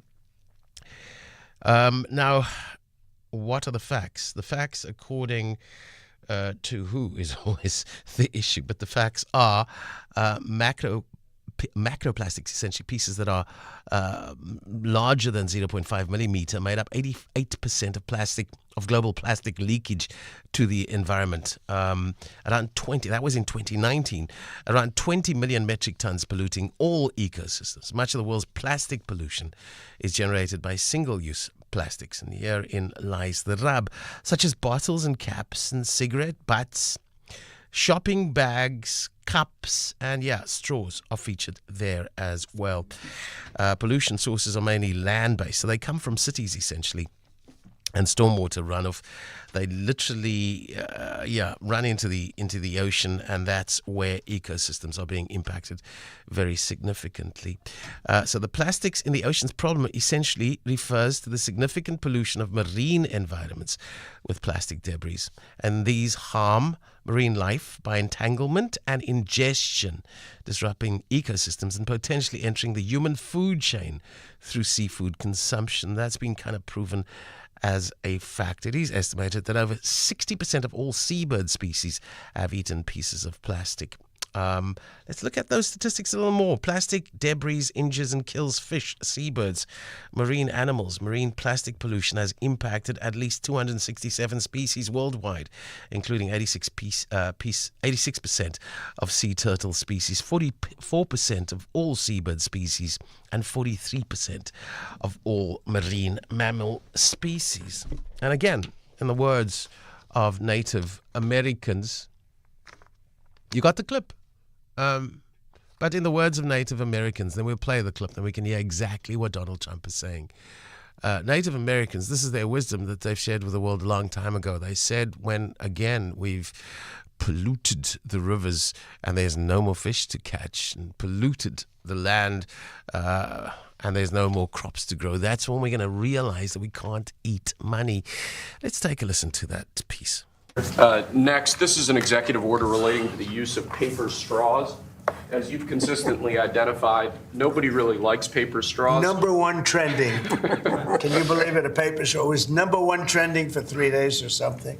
The environmental impact of plastic straws versus paper straws is entirely unclear. This has cost both the government and private industry an absolute ton of money and left consumers all over the country wildly dissatisfied with their straws. So we're asking aspects of the federal government, federal departments and agencies to look at their existing procurement processes, and we're asking your Domestic Policy Council to look holistically at this issue to address it, and it really is something that affects ordinary Americans in their everyday lives. We're going back to plastic straws. These things don't work. I've had them many times, and on occasion they break, they explode. If something's hot, they don't last very long, like a matter of minutes, sometimes a matter of seconds. It's a ridiculous situation. So we're going back to plastic straws. I think it's okay. No, it's not okay. Donald Trump, it's not okay. I hate it. I hate those paper straws as much as Donald Trump. But we can't go back to plastic. Maybe we can incentivize some kind of alternative that is biodegradable. But we can't say we're going back to plastics. And it is exactly that kind of reasoning that literally imperils the future, and that is the future of our children. And that kind of mindset just must not be tolerated. And it comes through so often with the kind of leadership that Donald Trump represents. And that kind of leadership, of course, is not unique to the United States of America. Strange truths are being proposed, and we've had a strange truth proposed as recently as the past 48 hours in the Parliament of South Africa. A previous judge president of the Western Cape High Court said that Jacob Zuma was the best president that South Africa had ever seen. And it was Jacob Zuma. Maybe he didn't have the executive orders in the manner that Donald Trump exercises them, or he didn't have the right to the executive orders to the extent that Donald Trump has those rights. But we know that his midnight cabinet shuffles was all about getting rid of any obstacle in his way. Anybody that wanted to reason an alternative solution to Jacob Zuma, well, found his wrath. We've seen that. We're seeing far too much of that.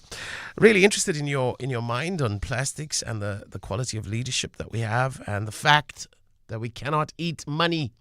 And in order for us not to try such stupidity, we need to preserve this planet to sustain our future. Your WhatsApp messages and voice notes on 072-567-1567. Your calls anytime on 021-446-0567. We'll prioritize your call as well. And again, we're not looking for an echo chamber. If you want to defend the presence or the role of plastics in society, I think it's indefensible, but give it a shot. You have the number. It is 9:30 exactly. Eyewitness News headlines, and Natalie Malchas is standing by. Thank you, Clarence. Good morning. A 35-year-old inmate who escaped from Paulsmoor prison has been rearrested. Yanga Watiti was serving a 6-month sentence for theft and trespassing. He was assigned to a work team responsible for maintaining the prison grounds when he made the run for it yesterday. 2 learners from a high school in Delft who've been suspended for allegedly assaulting a grade 8 pupil will know their fate at their school soon. The pair has been suspended after a video of the incident showing the victim's face covered in fecal matter circulated on social media 2 weeks ago. This led to protests at the school by parents and other community members calling for the principal's head. The Provincial Education Department has confirmed that CCTV footage showing the alleged incident has been downloaded, and the school's governing body will announce the date of a disciplinary hearing soon. And a man has been arrested in connection with the hijacking of a truck in Manenberg. Following a high-speed chase yesterday, police managed to recover about 1 million rands worth of Nestlé products that were loaded in the vehicle. The truck was targeted by hijackers along Danafontein Road at around 6 o'clock in the morning. We'll have more on these and other stories at 10 or as it happens. EWN Traffic. A reminder that Baden-Powell Drive is now open after it was closed for several days due to sand in the roadway. And those defective traffic lights in Robert Sebukwe and Castles-Flay Road in Bellville and Dido Valley Road in the main road in Dido Valley, please treat those as four-way stops. Natalie Malchas, Eyewitness News, Traffic. There's more EWN on air, online, and on the EWN app. This is Cape Talk. Cape Talk. Welcome back. It is Views News and the Clarence. It is also 9:32 exactly, and it's a big appointment. We get to see what people are talking about on social media. Barbara Friedman, our digital content editor, joins us in the studio, and she has 3 top picks. Yeah. Okay. They're all viral videos. So they're all really quite odd or strange or interesting videos. The first one is a small plane that has crashed in the US. Now, we just know lots of planes have been crashing. I'm not, and people have been kind of commenting on that, but this is a small jet. It's owned by Motley Crue frontman Vince Neil. He wasn't on the plane at the time. His girlfriend was. Unfortunately, the pilot has died and she's been injured, but apparently not life-threatening. But the video, which was caught by CCTV cameras, shows the small plane. It's at Scottsdale Airport in Arizona on Monday, taxiing along and crashing into another parked small plane. I think it was a Cessna. And it's just, it's just a very strange story, and strange that, that you're kind of driving along the runway, and the one plane was, I don't know, I watched it a few times, and I couldn't quite work it out, but they basically ended up like, what do you call it? I want to see why it's so strange. I'm taking a look. You don't agree? I just think it's like it's not like there were 1,000 cars on a road. It apparently something failed, the brakes or something, but it's taxiing along, and it moves into another little plane sitting on. There's no one else around. Okay. Maybe I'm getting it all wrong. The Learjet veered off the runway after landing. But it looks as if it's landing. It had landed, and its brakes failed, they claim. Its brakes failed. They say so. So in other words, it had landed, but it was taxiing for quite a long time before it crashed. Yeah, no, it looks out of control. It was out of control because the brakes. It also looks as if landing gear failed. Landing gear probably failed. Yeah, you're talking plane here. So you can't really control it if the landing gear failed. It looks as if it's the front landing gear. Here's the thing, and I'm totally agree with you. Yeah. Is there's nothing else around? There's a little plane there. But you can't control it. That's the thing. When you lose landing gear like that, you can't turn the wheel like a car. No, it's only the front wheel that can turn, and the front landing gear looks as if it's defective. Actually, it's not extended, so you can't control it. So it's just an unfortunate situation that there was another plane sitting there. Well, yeah, that plane veered off the runway, crashed into another plane, and it doesn't look maybe as strange as it looks to you. Yes, because I'm not a plane person. And I am. And you are. So now we've cleared it up. I've flown a couple of planes. Exactly. Well, then you know. But it's sad, and obviously it's awful that the pilot died. The girlfriend of sorry, I'm clearly not having a good day here. Of Vince Neil is in hospital, and she's not. It seems like she's okay, but I think she was pretty badly hurt. So, they've put out a statement, Motley Crue, just saying, that they, obviously tragically, talking about the tragic death of their pilot. But there's been another plane crash there. This is the third one that I know of in about a week in the USA as well. That's kind of why I mentioned it, I suppose, is that it just seems to be happening. But this is obviously completely unrelated. If the landing gear failed, is that correct? It looks as if the front landing gear didn't deploy. Yeah. Then obviously that's not any personnel's fault on the can't control it on the runway.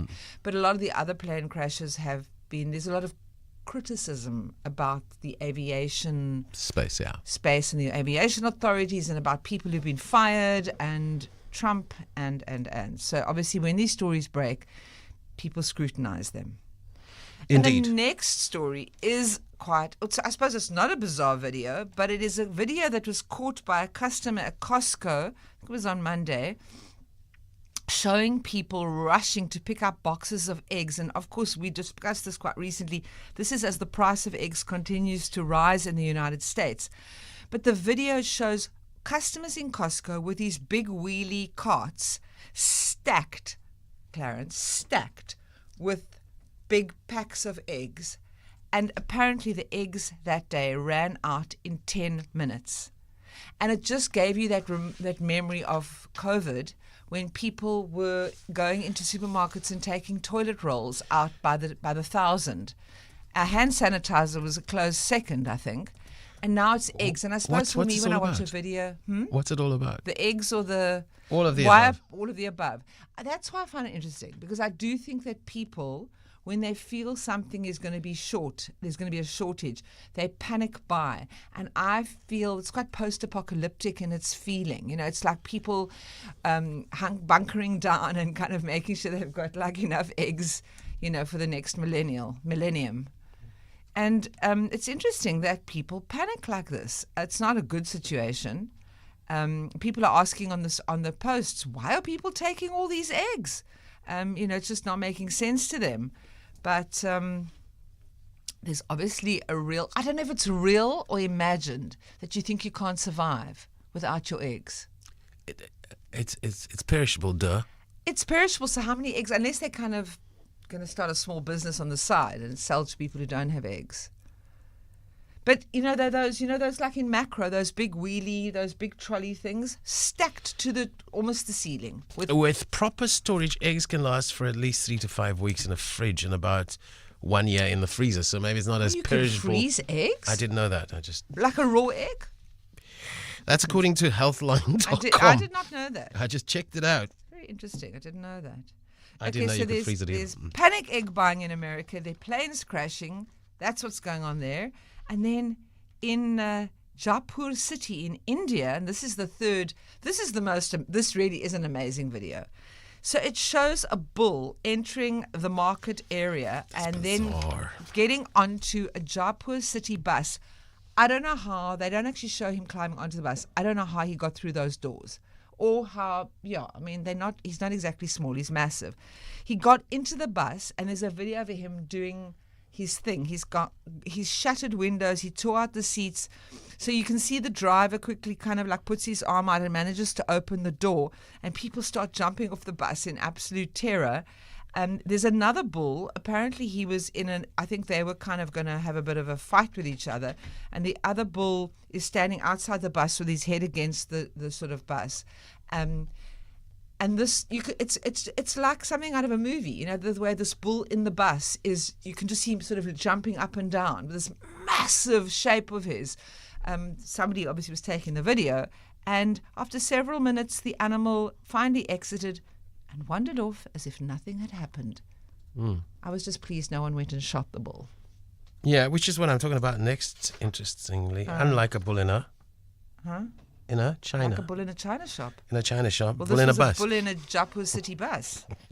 So it's quite an amazing video. Probably out of all of them, I would definitely go and try and find that one. I'm talking to the National Society of...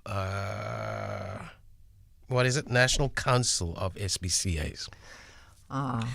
So you'd be interested to know that they are investigating a horrific killing and mutilation of a Reagan male, Chakma. I haven't spoken about it on this on this segment, which you probably is because it's too horrific for me.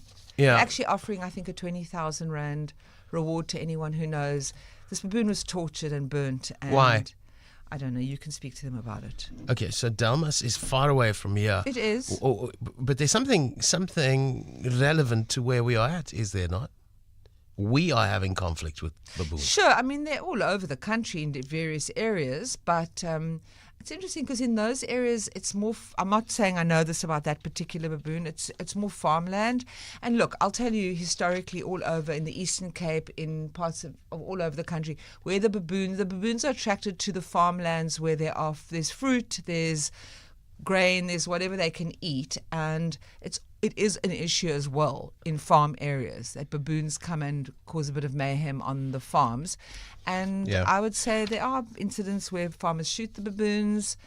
Much like there's incidents of residents shooting the baboons in Constantia. Okay. Because urban fringe, urban edge, you've got like very residential homes and people deal with it in a slightly different way.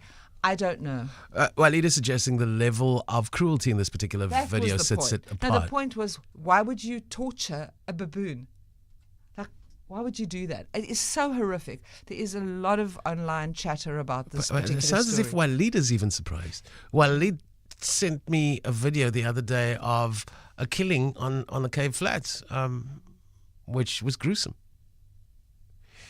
But okay, let's chat to the NSPCA and find out more about this killing of a baboon in Delmas. Before we go there, let's just play catch up on some of the voice notes that have come through. This is where your mind is at in terms of our opening gamut. 072-567-1567 is the WhatsApp line, and you've responded as follows.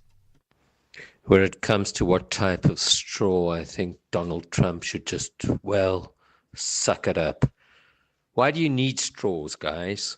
Why do we need straws in the first place? In very few instances are they required. Leonard in Hermanus. Sounds like it's your last straw. Let's take another one on straws.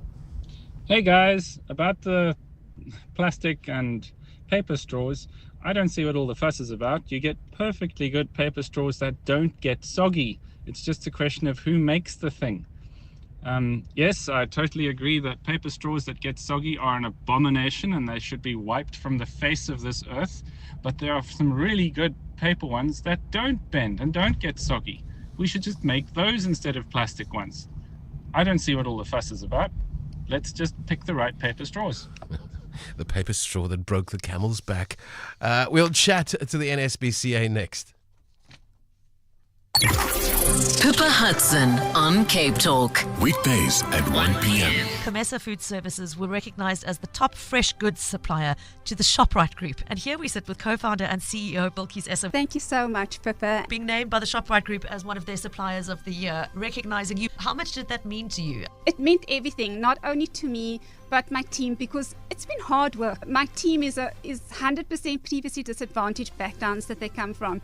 You cannot be complacent. So you're only as good as that last delivery. Lunch with Pippa Hudson. Every weekday. 1 till 3. Only on Cape Talk. Join the conversation.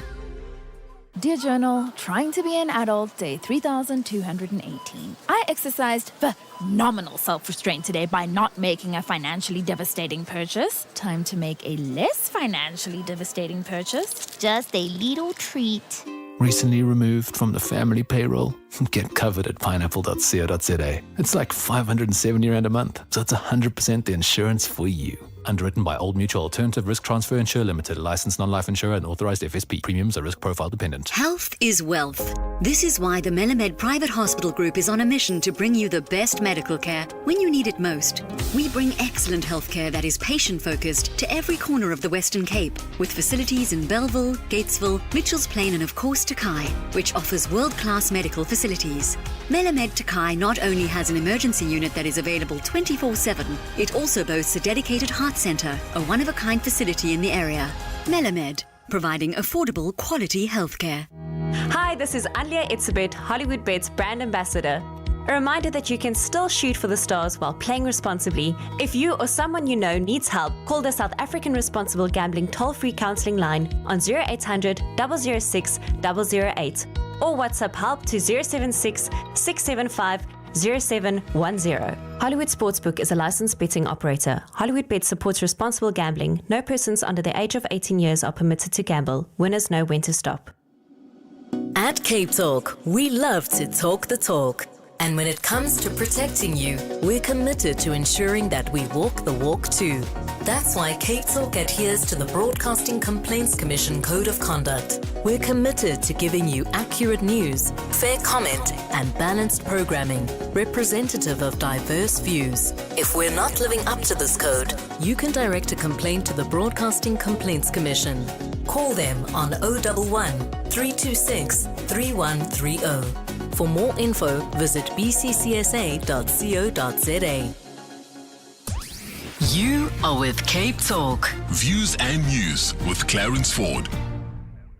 Samantha Stalley is the NSPCA Publicity Communications Officer. She joins us on the line. We're talking about the killing of a Chakma baboon who was chased, beaten, set alight, and later mutilated near Botlang Secondary School in Delmas. And they are offering a 20,000 Rand reward for information leading to a successful conviction and urging anyone with relevant details to come forward. And the NSPCA has described the killing as an act of extreme cruelty. Is first and foremostly, welcome Samantha Stalley. Great to have you. Thanks, Clarence, and hi to you and your listeners. We're seeing conflict between human beings and baboons on the Cape Peninsula, and is this the result of such conflict as well in the Delmas area? Yes, we do believe it is something similar to that. I'm not sure if you know the background to this baboon that has been named Reagan, but he found himself in Pretoria suburbs and he was gently coaxed and encouraged to move away from the built-up areas. Unfortunately, he then found himself at Botlang Secondary School where this incident took place. So... and you say it's a very violent incident. Even my producer, nothing shocks him, is shocked by the video that he's encountered. I think that's what has shocked the country and the public at large is just the violence and the cruelty inflicted on this innocent animal who was just trying to find his troop, to find his way home. It's the horrific nature of what was done to him. We're having a conversation a little later on about the dangers of desensitization in South Africa. Are we really becoming emotionally desensitized? Yeah. And of course, stark lack of empathy. Can we assume? Is it the community that responded to Reagan's presence? So, as far as we understand it, he was walking along the roof of the school where the school learners noticed him, and I assume they were afraid, which is why what the incident that occurred followed. But it seems like they went towards him. We're uncertain of how they managed to get him because anyone who's familiar with a male Chakma baboon will know that they are very strong and large animals, so we're not sure how the learners managed to get a hold of him. But from there commenced the acts that we've seen in the video, which is horrifying. So you're saying maybe learners constituted the attack? As far as we can see from the video, it looks like these were school children. It is a secondary school, so we would find kids between the ages of 13 to 18, so we can assume it was children of those ages. But we do see adults in the video that are watching what's occurring and making no effort to intervene. Yeah, but you're saying people may have felt threatened and this is the response. Fight or flight. Yes, and I think that's where the challenge has come in. There has been mention that the act was also as a result of superstition, based on incidents that had occurred earlier in the day, and then the appearance of the baboon. And people from the community, we've heard that they've felt threatened by the presence of the baboon. So the incident occurred as a result of defense against the animal. Okay, you're saying there are some other incidents that happened earlier in the day, and there's some superstition about the presence of the baboon and those incidents. That's correct. As far as we know, there was an incident of fainting. A number of the school children fainted earlier that morning. And then, unfortunately, this coincided later on in the day with the presence of this baboon, and his presence was then attributed to based on superstition to perhaps someone putting a curse on children at the school, and this is why they reacted in such a way towards him. Okay, now, I think you guys have always, or the NSPCA have also reported a lack of response from school management, and you've mentioned community adults were present and maybe egging them on, or at least just spectators to the violence that played out. Yes, that's correct. Unfortunately, we haven't made much progress with the management of the school. We did meet with them, and they are not happy to disclose the names of the individuals. They're saying they're not at liberty to do so, and the community itself is being very protective over the kids at the school. We are finding barriers to the investigation, and we're finding it quite challenging to identify the individuals responsible, even though they appeared in the video. If you've seen the video or the screenshots from the video, you can see it's quite difficult to identify the faces of the individuals. So we do need assistance from the community and the school to identify those responsible. I hear what you're saying, but I think most importantly, and this is also part of your response, is to educate. Educate and educate. Tell us about that part of your response. Of course. As you mentioned at the start, there is an increasing occurrence of human-wildlife conflict, and that is because our cities are growing, our urban areas are encroaching onto wild areas, and this is, of course, going to cause interactions between people and wildlife, and then conflict. I think the most important thing in a case like this is to provide awareness, an understanding of conservation of wildlife, and an understanding of why it's so important to be responsible and protective over the environment. The environment is essential for our survival, so we need to instill that respect for the environment and that understanding that animals are sentient, so they can experience feelings of pain, fear, happiness, and suffering, much like we do. So those are the kinds of things we want to bring awareness to people about. The fact that we want people to build a compassion. We want South Africans to have compassion for all animals. We want people, and especially young people, to have an appreciation for all of life. Exactly.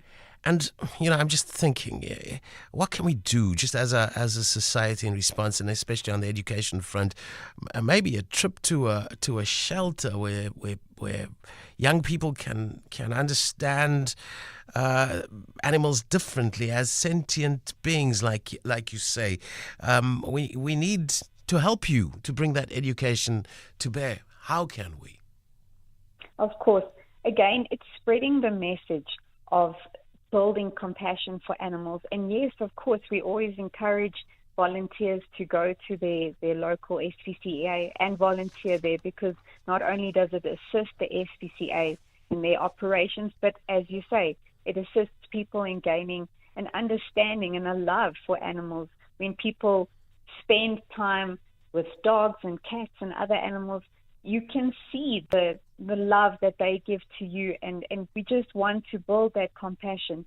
We also want, and it's a little bit harsh, but we want people to know that they will be held accountable for any act of cruelty towards animals. They so absolutely we want need to know people that. to know that, yes, that we are watching, we keep an eye on social media, we do get informed of incidents like this, and we will take action.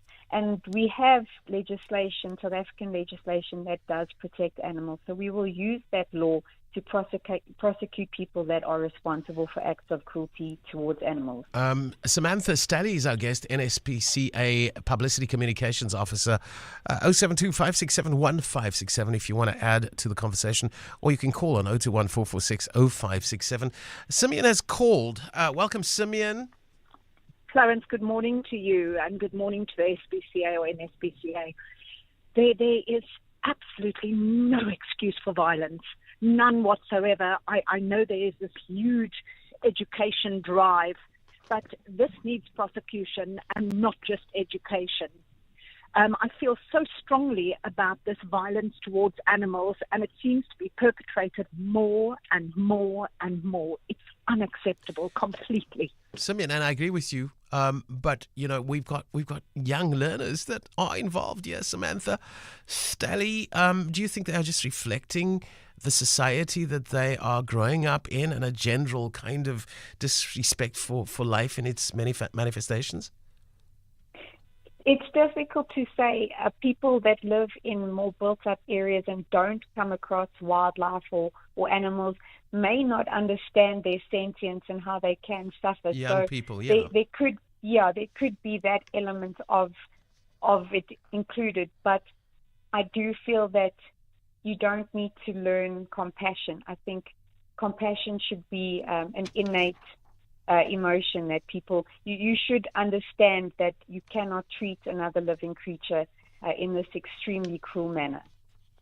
It's innate, you say. How can we trigger that compassion? And we need it in this country. And we appreciate your time, Samantha Stelly, NSPCA Publicity Communications Officer. Tragic tale of a very violent death, the violent death of a Chakma baboon in the Delmas area, which is just, east of Johannesburg. It is 9:57, 3 minutes to 10 o'clock. There's a news bulletin coming your way at the top of the hour, and Natalie Malchus is standing by.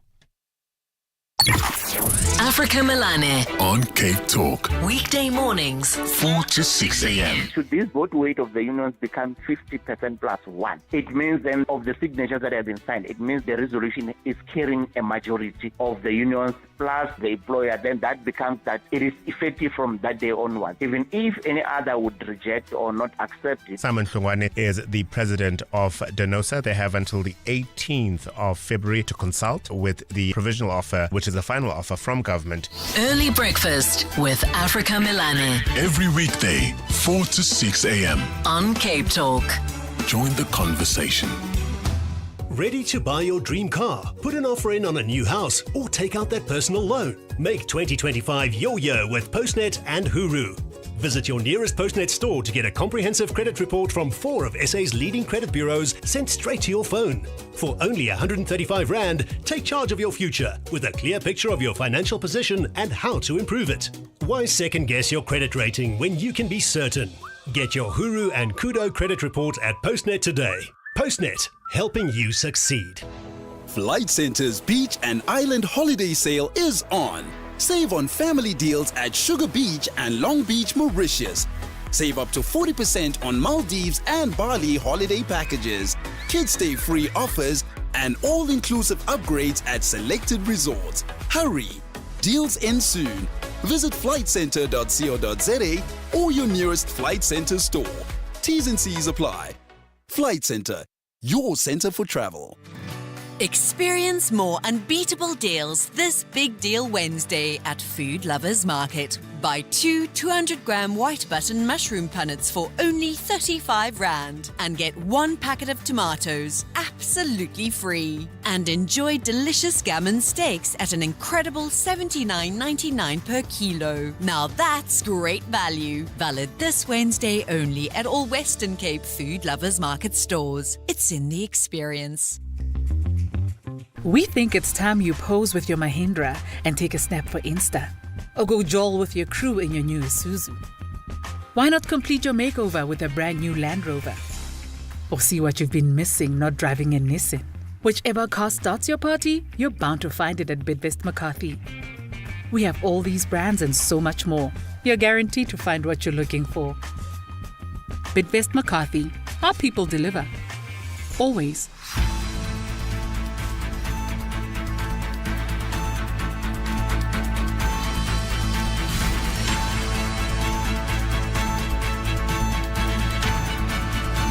Streaming countrywide on Prime Media Plus. On DSTV channel 885 and across the city on 567 AM.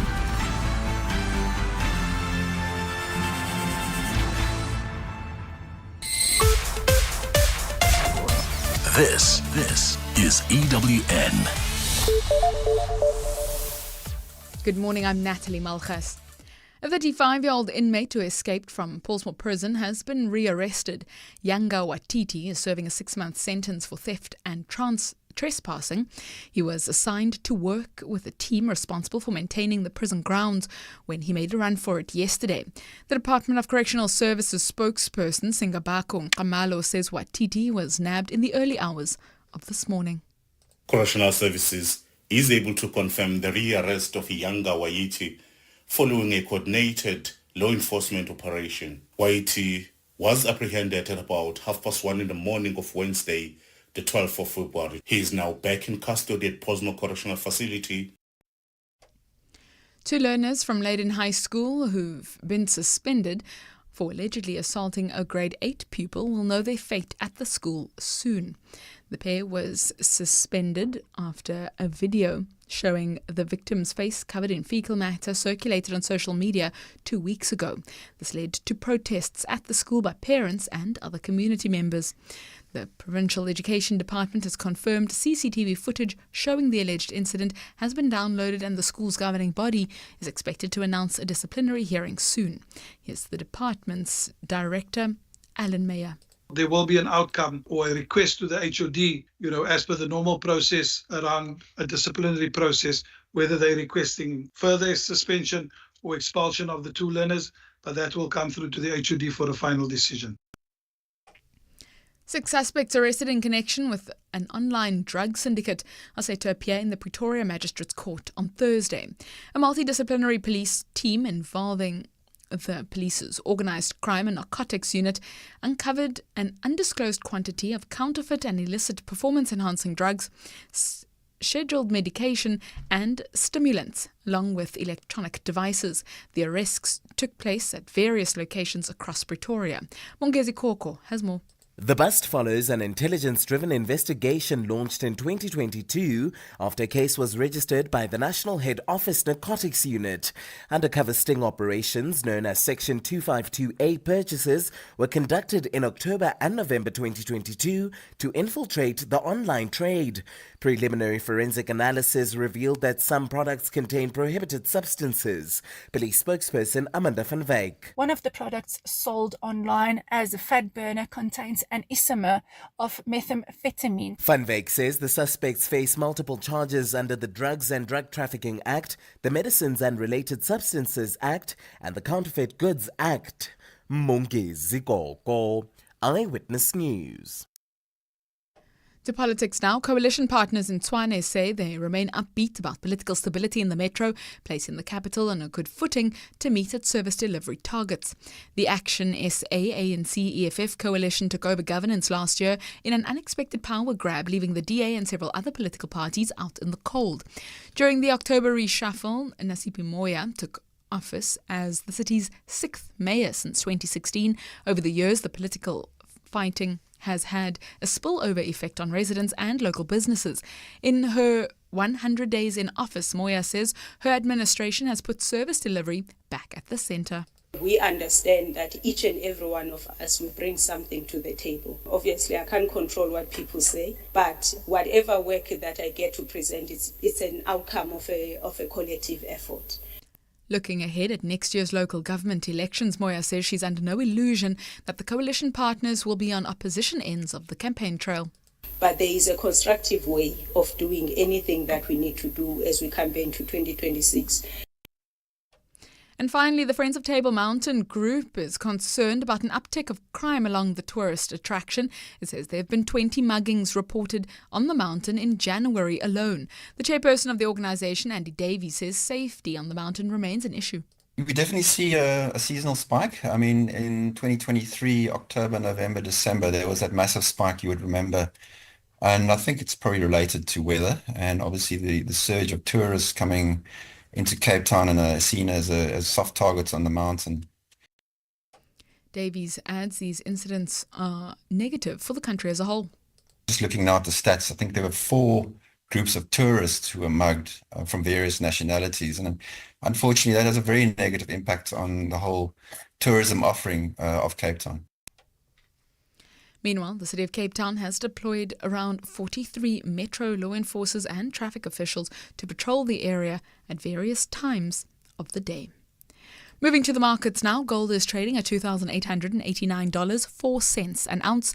The rand's 18.52 to the dollar, 23.05 to the pound, 19.19 to the euro, and Brent crude is trading at $76.74 a barrel. In your traffic, Baden-Powell Drive is open to traffic today, and faulty traffic lights reported in Robert Sobukwe Road and Castles-Flay Road in Belleville and Dido Valley and the main road in Dido Valley. It's a partly cloudy day forecast for the city with a moderate southerly breeze, a low of 18 and a high of 25 degrees. The top story this hour, a 35-year-old inmate who escaped from Portsmouth Prison has been re-arrested. EWN, in touch, in tune and independent. For the latest, visit ewn.co.za or download the EWN app. You're too brilliant to stay in the shadows. Step into the spotlight on the Flight Center brain of CapeTalk. Enter now on primemediaplus.com. T's and C's apply. This is CapeTalk. Join the conversation with Clarence Ford. It is 6 minutes past 10 o'clock. Views and news through till 12 with me, Clarence, and a lot to discuss in this hour. We'll touch base with Prof. Mark Schwilling in a short while. He's co-director, Center for Sustainability Transitions at Stellenbosch University. He says Donald Trump wants to rule the world by fear. And I'm quoting, he has made this very clear. Corrupted by absolute power, in less than a month, he has deployed weapons of mass fear to intimidate the Mexicans, Canadians, Colombians, Panamanians, Danes, and now the South Africans. Those who defend Trump, he says, argue that he has the right to put America first. We'll find out more about his views in a short while right here on Views and News. Then we'll talk to Prof. Lawrence Tucker, past president of the Neurological Association of South Africa, just at about after 10:30. We're going to look at epilepsy treatment gap is a concern. It is Epilepsy Week. And it's personal for me. My father has suffered epilepsy for most of his adult life. What inroads are we making in treating epilepsy? Some of the questions we'll put to him a little later on. And then the dangers of desensitization, very importantly. Are we numb with a stark lack of empathy? Are we, as a society, collectively traumatized on a daily basis? We will chat with Dr. Kaitumetse Mashego, clinical psychologist, a little later on after 1100. Some of the things and views and news till 12. Views and News with Clarence Ford. We all have a voice. Use yours. Call 021 446 0567. Join the conversation on Cape Talk. And while we are really worried about the direction that the world is going on, there are other very pressing matters for people who cannot see beyond their stress, their challenge at this moment in time. And the black card for SASSA, senior citizens, is one such challenge at this moment in time. Weighing in via WhatsApp on 072-567-1567, the following message from Estelle. This is the Post Bank. She says, are you currently discussing this very important issue, the deadline given by SASSA for all beneficiaries to get a new Post Bank black card, all the current gold SASSA cards? Well, so our senior citizens need to renew their old or replace their old gold card with a black card. And essentially the gold card will expire at the end of Feb. And they are a little worried. And at this moment in time, the statistics suggest 2 million South African senior citizens still need to access the black card in 2 weeks' time. And of course, really blasé responses from the Post Bank. They mustn't worry. The money will be in their accounts.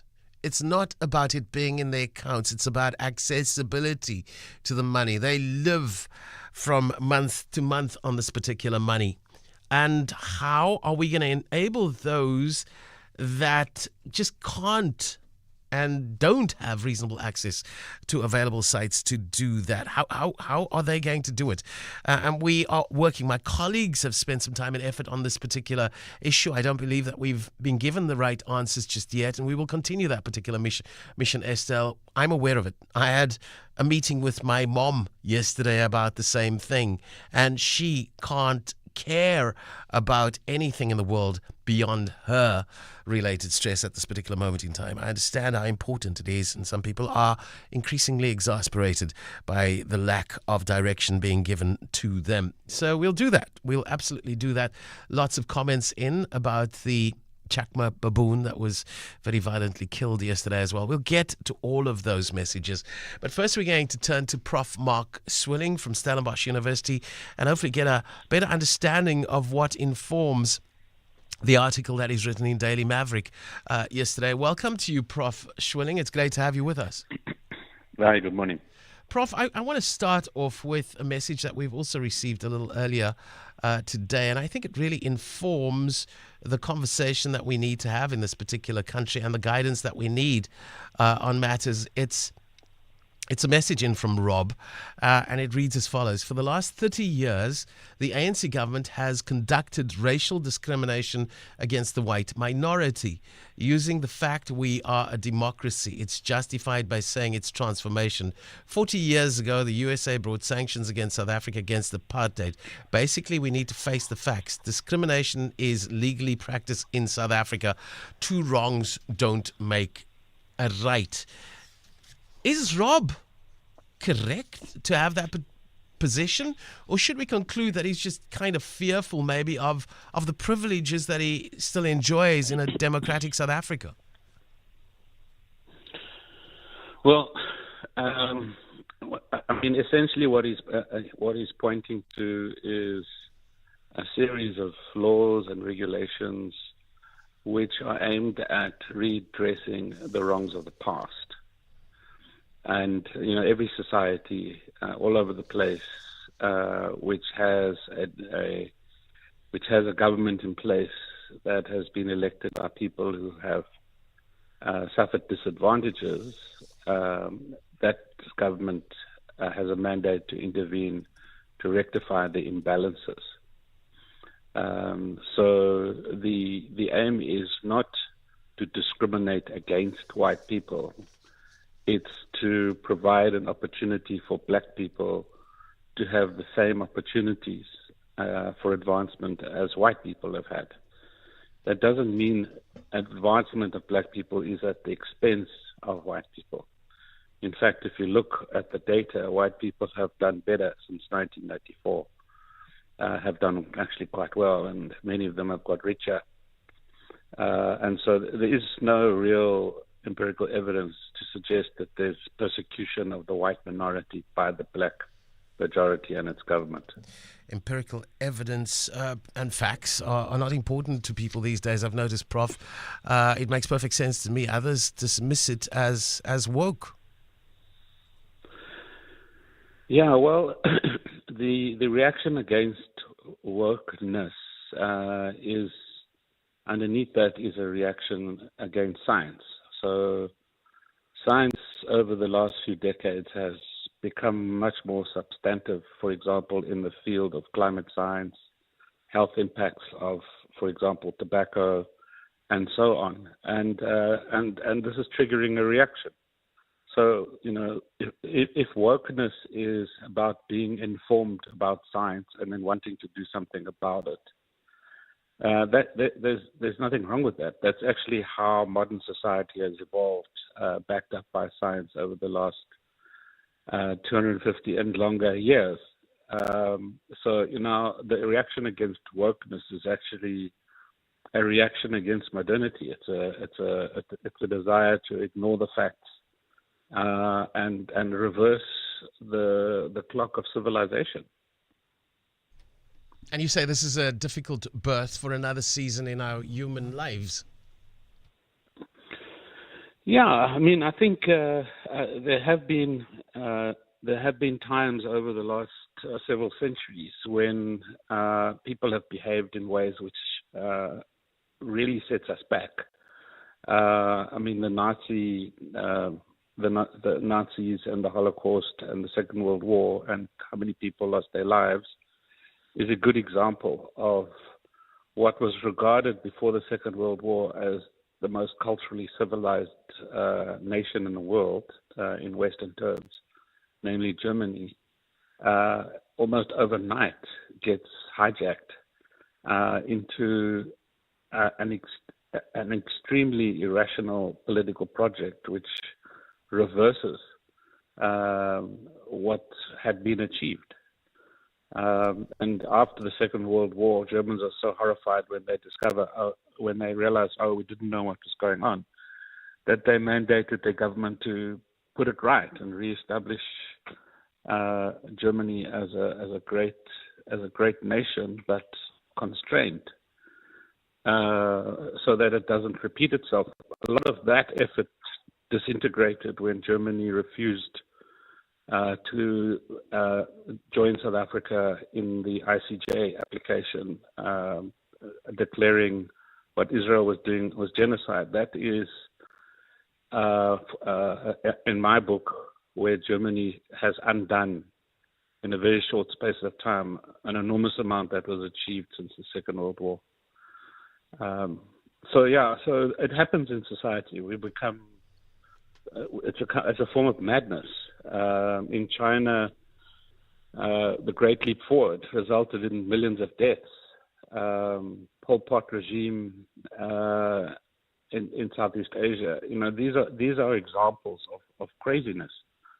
And I'm worried we're going in that direction at a global level. Millions of deaths. Is this the reality that we could be staring at this moment in time? Well, it might have, maybe not directly, but definitely indirectly. So people don't just die because they get shot.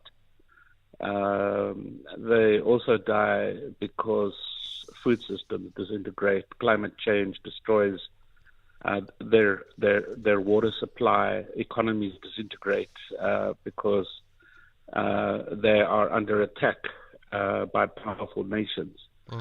And that can result, yes, in millions of deaths. In Africa at the moment, we've got a very severe drought across the whole of the southern African continent. And that's directly related to climate change. It's creating greater indebtedness of nations who are having to respond to this.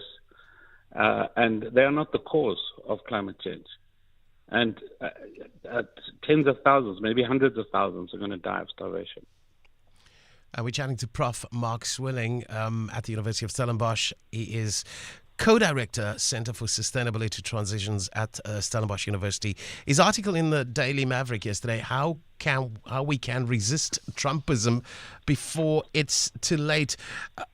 People are very, very entrenched. And again, the facts are dismissed as wokeness in favor of an alternative set of facts. Would we need to move from entrenched positions to enable a successful response to Trumpism? Yeah, for sure. I mean, let's just stick with the South African case for a moment. Yesterday morning on the radio, somebody phoned in and said there are land grabs taking place, and he gave an example of 2 or 3 farms, I think in the KZN area, which had been invaded by local communities. Yes. So in his head, because local black people are invading land, which, by the way, triggered a law enforcement response and court action to reverse it, just by the way. But in his head, because black people had invaded the land, therefore all blacks, and therefore the black government are expropriating land from white people. That's how the racist mindset works. You lump together the actions of a few, and you attribute them to the characteristics of an entire group. And then from there, you reach your racist conclusions, which is exactly what Trump and Musk are doing. And it's fed by these kinds of viewpoints from out of the South African context, which are also profoundly racist. But they don't. What the person didn't tell us on the radio yesterday, that actually there's legal action in that case to reverse that by the state.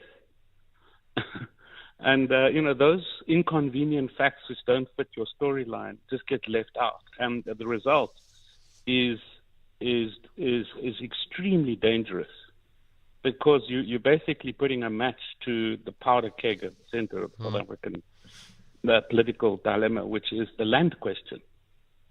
And it's dangerous to play this game just because you want to attract the attention of the most powerful men in the world. Is it as simple as the aspirations of the majority of people in South Africa being pitted against the fears of the minority of people in South Africa? I don't buy that argument. That's how it is. That's how it's being presented. But that's not the factual. That's not the factual reality. People have agendas, and they constitute the narrative that way for their own purposes, and it's extremely dangerous.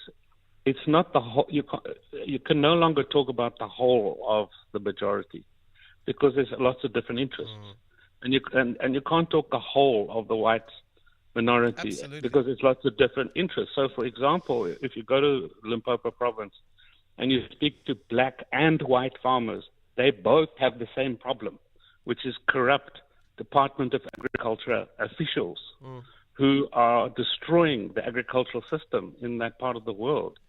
And black and white farmers collaborate to deal with that issue. It's not about, it's a complete red herring to then say to them, oh, well, actually the problem here is the black government wants to expropriate the white farmers. Firstly, that's not the law. That's not what's happening. Secondly, it's not what the issue is.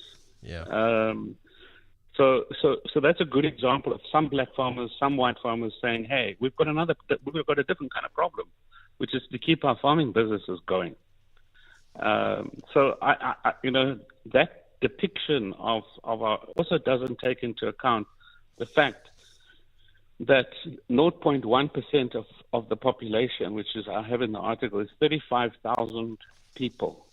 That 35,000, the wealth of that 35,000 people is equal to twice the wealth of 90% of the population. And most of that 0.1% are white. So where's the persecution and property expropriation of the white minority as if they are victims? Where is that inside of that story? It's not accepted that it can be justified. In fact, and that's coming through already in our social media. So again, the facts is not helping the issue. And in this milieu, internationally, in South Africa, the fringes are incredibly loud, and they're drowning out the sensibility in the middle, which I think amplifies the danger, does it not? Well, I mean,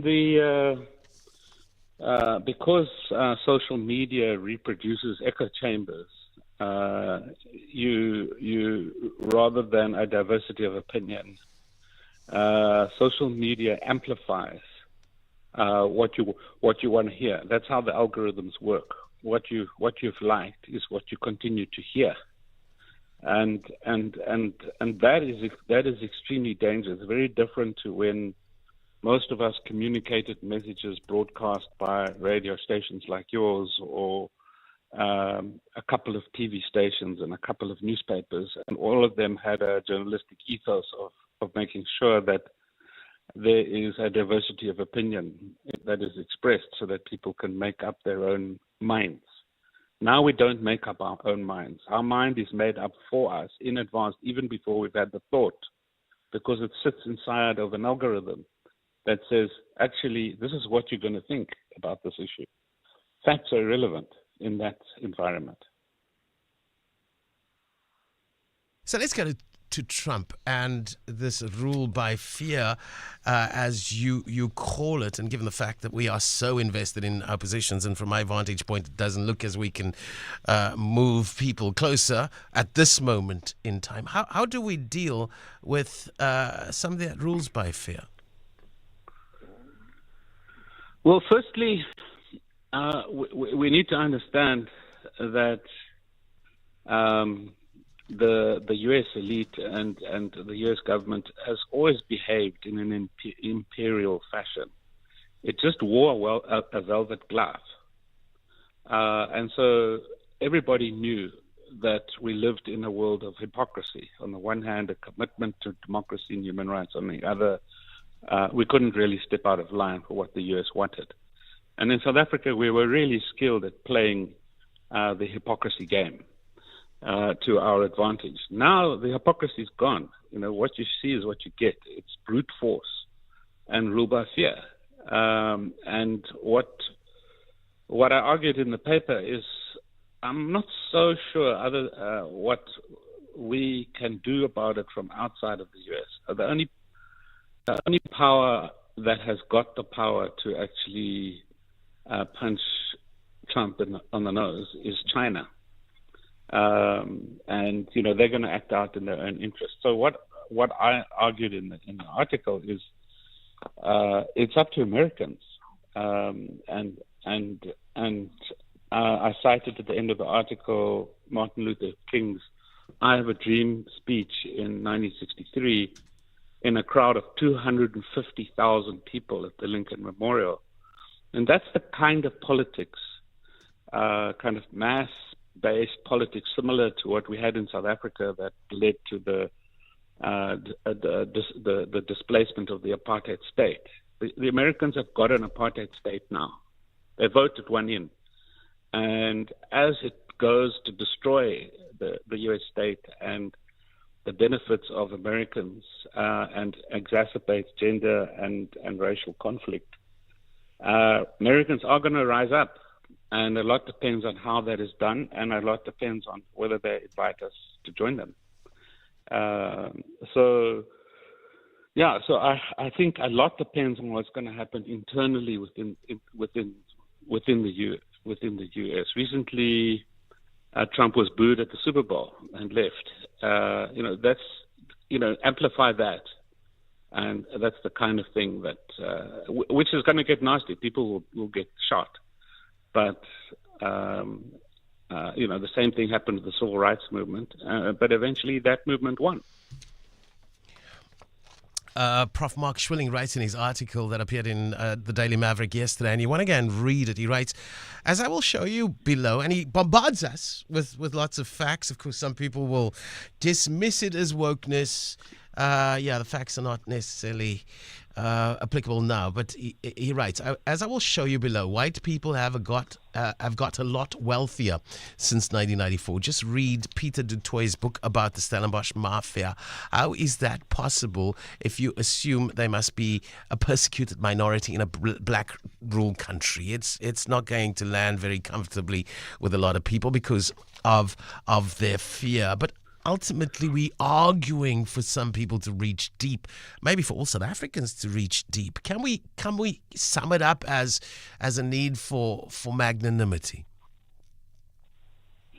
I would sum it up as a need for empathy. Empathy is really what was at the center of our political settlement in the 90s. And the dynamics that led up to that. You could also argue that after the Second World War, a lot of the big advances that were made in societies which found a collaborative way of building their economies, for example, post-Second World War Germany, and especially after the reunification, the most powerful force was empathy. And the governments of national unity across Africa, where we have the most GNUs out of any continent, is really to manage violence, and at the center is empathy. So I think that's what we need more of in the South African context. The action, the ICJ action we took on genocide in Palestine was a profound act of global empathy. And that's actually a key part of why we are being targeted now. So what's being targeted in South Africa is empathy. That's what Trump and Musk want to destroy. By a narcissistic world. And the stats on how we growing in terms of narcissism at especially tertiary education level is kind of scary as well. Probably off the back of our social media that is now so very much a part of our lives. But we'll have to wrap it there. Prof. Schwilling, thank you for giving us the facts as it is in your article and hopefully helping us to think differently and in a better interest of each other. We appreciate your time. Of course, Co-Director, Center for Sustainability Transitions, Stellenbosch University, Professor Mark Schwilling.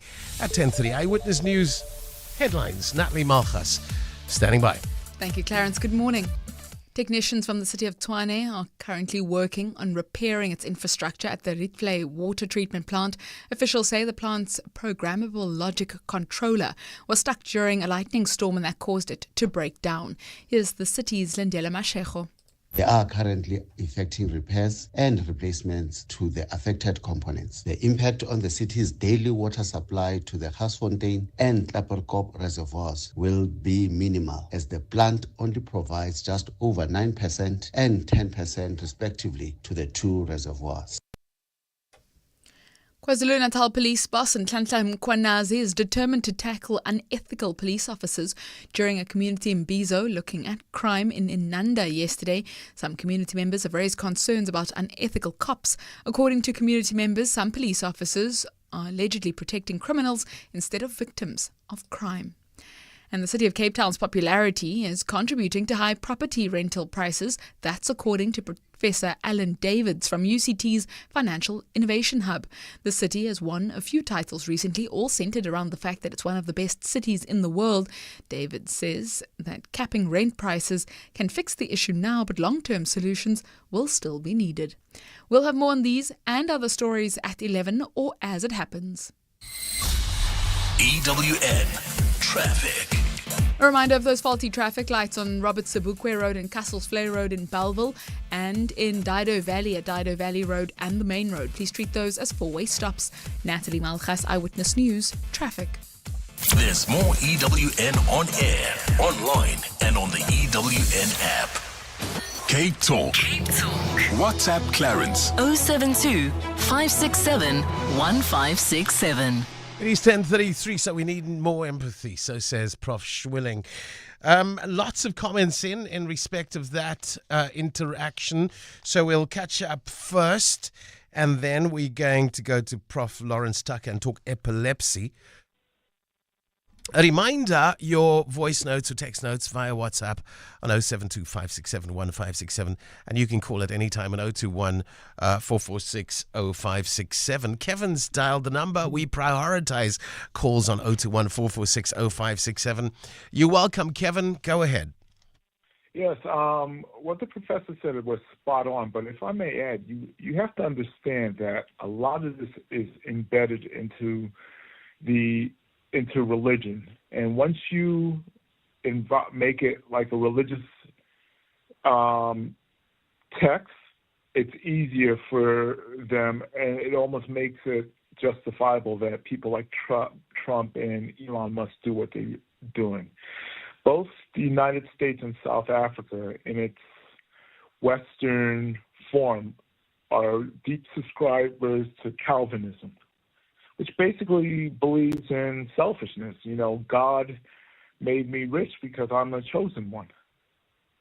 If you're poor, you're a bad person. Well, Kevin, I could probably argue that I grew up in a Afrikaans Calvinist environment as well. So I guess you can choose to live with it or you can choose to move on from it. Okay, but it might be misinterpreted, but a few of them believe in this divine selection, that you're predestined. Okay, it wasn't like that much. And yeah, and I hear what you're saying. do not count. Okay, America, the evangelical movement, the prosperity gospel, and all that other nonsense, is running rampant. And it transcends racial lines, because you'll find a lot of African Americans subscribe to the prosperity gospel. Me coming from a immigrant background, my family is from Jamaica originally and migrated to New York. Well, you're originally from Africa then? Yes. Okay. But I experienced tons of discrimination growing up by so-called fellow African Americans. First of all, I did not belong to an evangelical or Baptist upbringing. I was raised Anglican, and it's part of the culture in America. So there is something universally American with the imperialistic notion. I think we must wake up. Race. We must wake up to that fact that it's not necessarily black and white in the manner that we understood it in the past, because there's a lot of African Americans that voted for Donald Trump, a lot of Muslims that voted for Donald Trump. So there's a mindset, or there are mindsets that are different. I think that is it fundamentally. Okay. If you look at how many, because I'll tell you this, a lot of black people sat home on election day. That I know. The fact that Kamala Harris exists, okay, she's half Jamaican, half Indian. That concept of having that as parents made a lot of African Americans short-circuit. Yeah. I can tell you that from personal experience. Kevin, as always, and he's is an insider knowledge. He is an American now residing here, making us understand just American society a little better. There's a WhatsApp in from Denise. Joe, can you play that one? Hi, that guy's talking rubbish. Christians are not selfish. The whole ethos of Christianity is to give and give. If someone steals from you, give him your other shoe or whatever. I mean, really? Okay, it wasn't like that. Maybe it's meant to be like that, but you can't suggest for a second that all people who identify as Christian subscribe to the values of Christianity, as you put it. I don't think that is true. It's not empathy, it's politics. How can RSA condemn Israel and yet not a peep about the Russian invasion of the Ukraine? Politics, says Bruce. Another voice note. Let's take a listen, Joe. You can tell a lot about a nation by the way they treat animals. And this nation is disgusting. I wish and I hope and I sincerely pray that the people who are responsible for it, the exact same thing happens to them and those who are closest to them. That is my wish. And if I was religious, it would be my prayer. Then we have a message from Stephen. What impacts South Africa's daily life more, the corruption of the past 30 years or the acknowledged and well-documented imbalances of the past? The imbalances have to be corrected. But did the last 30 years just aggravate and intensify an existing problem? Keen to have your guest's view. Unfortunately, Steve, I've spotted your message too late, but I think it has, absolutely. The last 30 years did aggravate and intensify an already pressing kind of problem. And yeah, the future needs to be different than the past 30 years. And certainly the past 65 years? It is 10:38. We'll talk epilepsy next. Prof. Lawrence Tucker, past president of the Neurological Association of South Africa. The sharpest minds don't meet in libraries, labs, or lecture rooms. They gather right here for the Flight Center Brain of CapeTalk. We've set the stage. Now all you need to do is step into the spotlight and prove your mental might. To enter, go to the CapeTalk section on primemediaplus.com and you could be chosen to show your brilliance. They say you're a know-it-all. We'd rather call you the Flight Center Brain of the Day, the Week, or the Flight Center Brain of CapeTalk. Flight Center Brain of CapeTalk. Your brain, our stage. Now's your time to shine. TCs and more on primemediaplus.com. This February Outsurance Essential has the perfect low-cost insurance match for your older car. With Outsurance Essential, you get up to 1 million rands liability cover. So if you cause an accident, the other car could be covered for up to 1 million rands. Add motor warranty, which covers you for mechanical or electrical breakdowns. Get saving with Outsurance Essential.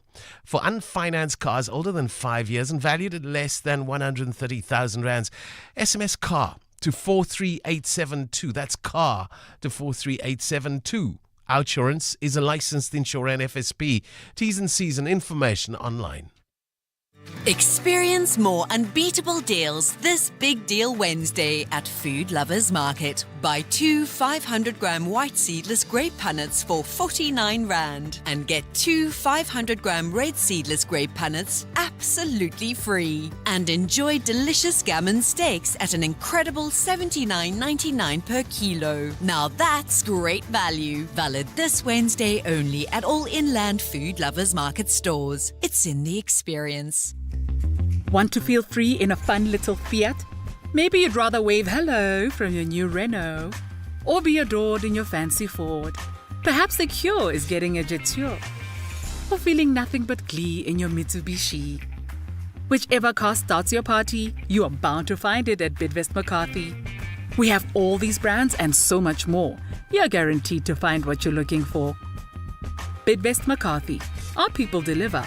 Always. Fizzy drinks and fruit juices can make our children sick. Sugar is dumped into their bodies with every sip, which could lead to obesity, heart disease, and diabetes as they age. We must protect them from drinks high in sugar.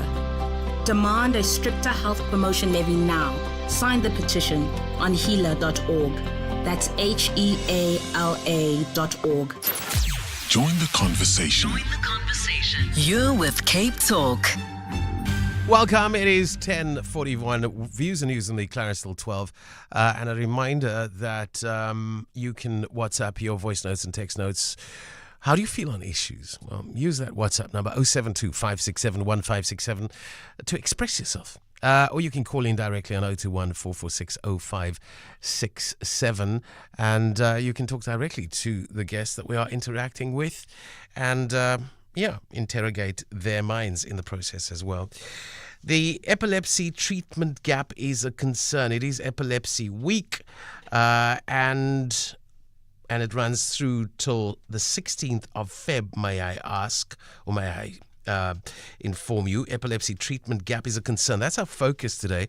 And Professor Dali Mgazi, member of the Neurological Association of South Africa, stresses during this week that the urgency of addressing epilepsy on multiple fronts is important. The burden, he says, of epilepsy is particularly severe in poorer regions where access to diagnosis and treatment remains limited. By improving awareness and accessibility to treatment, we can significantly improve the quality of life for those affected. We will have this conversation with Professor Lawrence Tucker in a short while. We're looking to connect with him. He's just not ready yet, but that's fine because James is on the line. And you want to talk about your Jaguar? That's not a four-legged Jaguar, is it? It's not my Jaguar, but a more affluent friend of mine had a Jaguar which they were involved in an accident. And these Jaguars have, like aircraft, a black box in them. And the insurance examined the black box and said, you were going over the speed limit when the accident happened. And that Jaguar is not being covered. And I don't understand. I take out insurance for the mistakes I make, not for my good driving. Yeah, I didn't realize that. A friend of mine has a Jaguar. Maybe I should tell him about your discovery, because maybe it would be of interest to him as well. Just knowing him very well, I think it could be. But thank you. What does the Deep South look like at this morning? It looks blue skies. It's absolutely beautiful. But of course, we have hordes of baboons who come regularly and rip our houses apart. And I don't mean that over-exaggerating. So your conversation about baboons was most interesting. I used to be a bunny hugger, but I've faced off baboons in my partner's house, and I've had to be slightly violent with them. Wow. Barbara, my colleague, would always ask the question, do you have a bin-proof, a baboon-proof bin outside? No, we have a baboon-proof bin. We have everything, but The baboons are very intelligent, and they get the little baby baboons to hop in through the smallest windows, aperture, and then they open the big windows. They are marvelously intelligent, but when you've had your home ripped apart and defecated all over several times, you tend to lose your temper. Yeah, I can imagine. And that's exactly where the conflict is at. And James is there. He is on the line of conflict in the Deep South with the baboons. Thank you, James, for that contribution. It's appreciated. As we go to Prof. Lawrence Tucker, past president of the Neurological Association of South Africa. Welcome. It's good to have you with us. Well, yes, welcome to our listeners, and thank you very much for inviting me. It's good to have you, and it's a little personal for me as well. My dad has suffered epilepsy for the better part of his adult life, and for me that would have meant familiarizing myself with symptoms from a very young age, and kind of just instinctively going into action with my mom when occasions arise. Yeah, he had his last epilepsy fit was a couple of years ago, and then he had a pull, and he hasn't had one since then. Can I conclude that the medication in response to epilepsy has improved? Yeah, I mean, one goes through periods, if one suffers from epileptic seizures, one goes through periods of better control and poorer control, depending on many environmental and other circumstances. But presumably the medicine is having its effect. And maybe there's a change in his lifestyle. Maybe he's living more healthily. Maybe he's getting more sleep. Maybe he's taking less alcohol. There are a lot of factors that can influence the number of seizures one has. Yeah. Well, he's just not had it since about 3 years ago, which is we're very happy for that. So this is there any new kind of medical breakthroughs in response to epilepsy? Yeah, there are, and for instance, for very entrenched and difficult to control epilepsy, surgery is now an option, and we can talk a bit about that. But I think, if I may, I just want to sort of give an idea of what epilepsy is and what seizures are. And the first thing to say, which I think is quite important, is that epilepsy is not really a diagnosis. You know, when one says a person is an epileptic, that's not really the right way of looking at things. Someone has or experiences epileptic seizures, and what I always tell my patients is that we are all potentially epileptic. We can all have a seizure. We just have a threshold that is higher than people who suffer these attacks frequently. And most people know what a seizure entails. They might even, like you, have seen a seizure. Terrifying experience. Not so much for the person who's experiencing it, but for the people standing around. It's really terrifying. But it's a symptom. It's not really a diagnosis. And when you say someone like your dad has had, suffers from epilepsy, or now more correctly, we say lives with epilepsy, it means that he has frequent seizures over a prolonged period of time. But if you say you or I were to have a seizure now, an epileptic seizure now, that doesn't mean that we are epileptic. It just means that our something's happened in our brain and we have a symptom. And for instance, what I say to my patients is, I'm potentially epileptic. If my resistance to a seizure is exceeded, I will have a seizure. If I stick my finger into an electric plug, I will have a seizure. It will be a proper epileptic seizure, but it doesn't mean that I am epileptic. It's a symptom of something that's going on. It can be a symptom of something that's sinister, like a brain tumor or a past injury that you've had, a car accident or meningitis, or it may be what's known as provoked. So in which case it's not sinister. And perhaps people don't have an appreciation of that distinction. Sure. So what's happening in your brain? Is it like a system reboot of sorts? Well, that's actually that's a good description, because our brains are they work on electrical impulses. They're very different from the electrical impulses in a computer or a PC or your cell phone, for instance. But in essence, the principles are not dissimilar. So you have these electrical impulses going from one neuron to another, and connecting one part of the brain to another. In the brain, it is electrochemical, so it's a chemical electrical discharge, whereas in your computer, it's a different electrical discharge. But in a sense, that's the same. And then a seizure, if you like, is a short circuit, a lot of sparking, and then a reboot. Exactly right.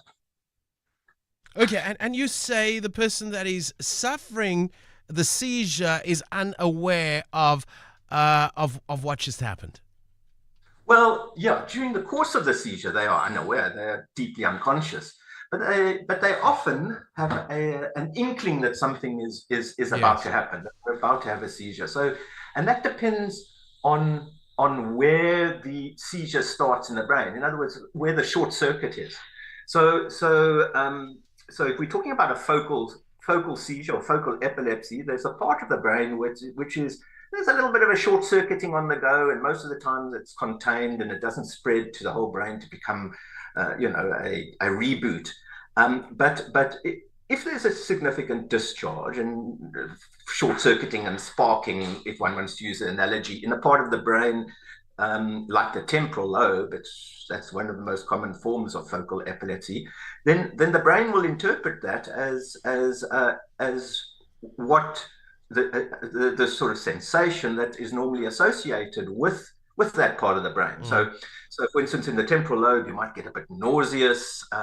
You get a funny feeling of déjà vu. You've been in this place before, but actually you're in an unusual place, or the opposite, jamais vu.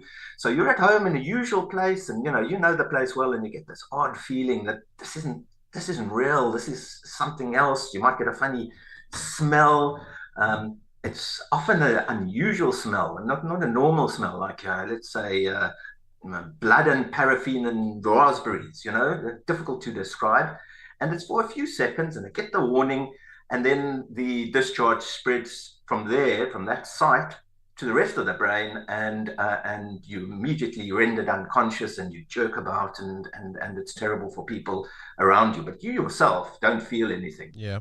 Let's go to the pressing issues. It is Epilepsy Week, and again, there are two issues. There is the issue of the burden of epilepsy being felt disproportionately in poorer communities. And then, of course, there is the issue of stigma that we need to confront as often as possible. Maybe you can just talk to that burden being found or being felt more so in poorer communities, and what we can do to improve care there especially. Yes, no, exactly right. So it's fair to say we don't exactly know how common epilepsy is in let's say even South Africa, but across our continent. All we know is that it's probably higher than anywhere else in the world. So the epidemiological studies have been done, but they're not extensive. And in terms of why does it happen in poorer parts of the world? Well, head injury is more common, and brain infection is more common. And so trauma and so on. So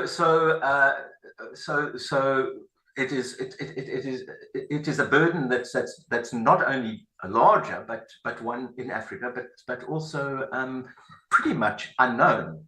So what can we do? Well, we've got to look after our brains.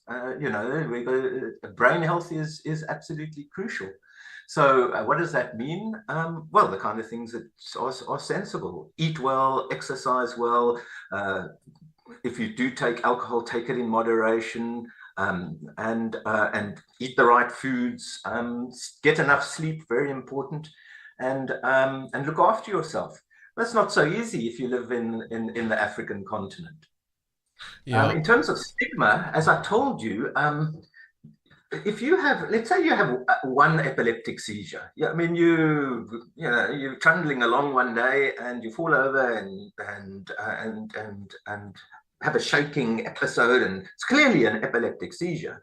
You don't suffer from epilepsy. In fact, the chances of having another seizure in your lifetime is about 50-50.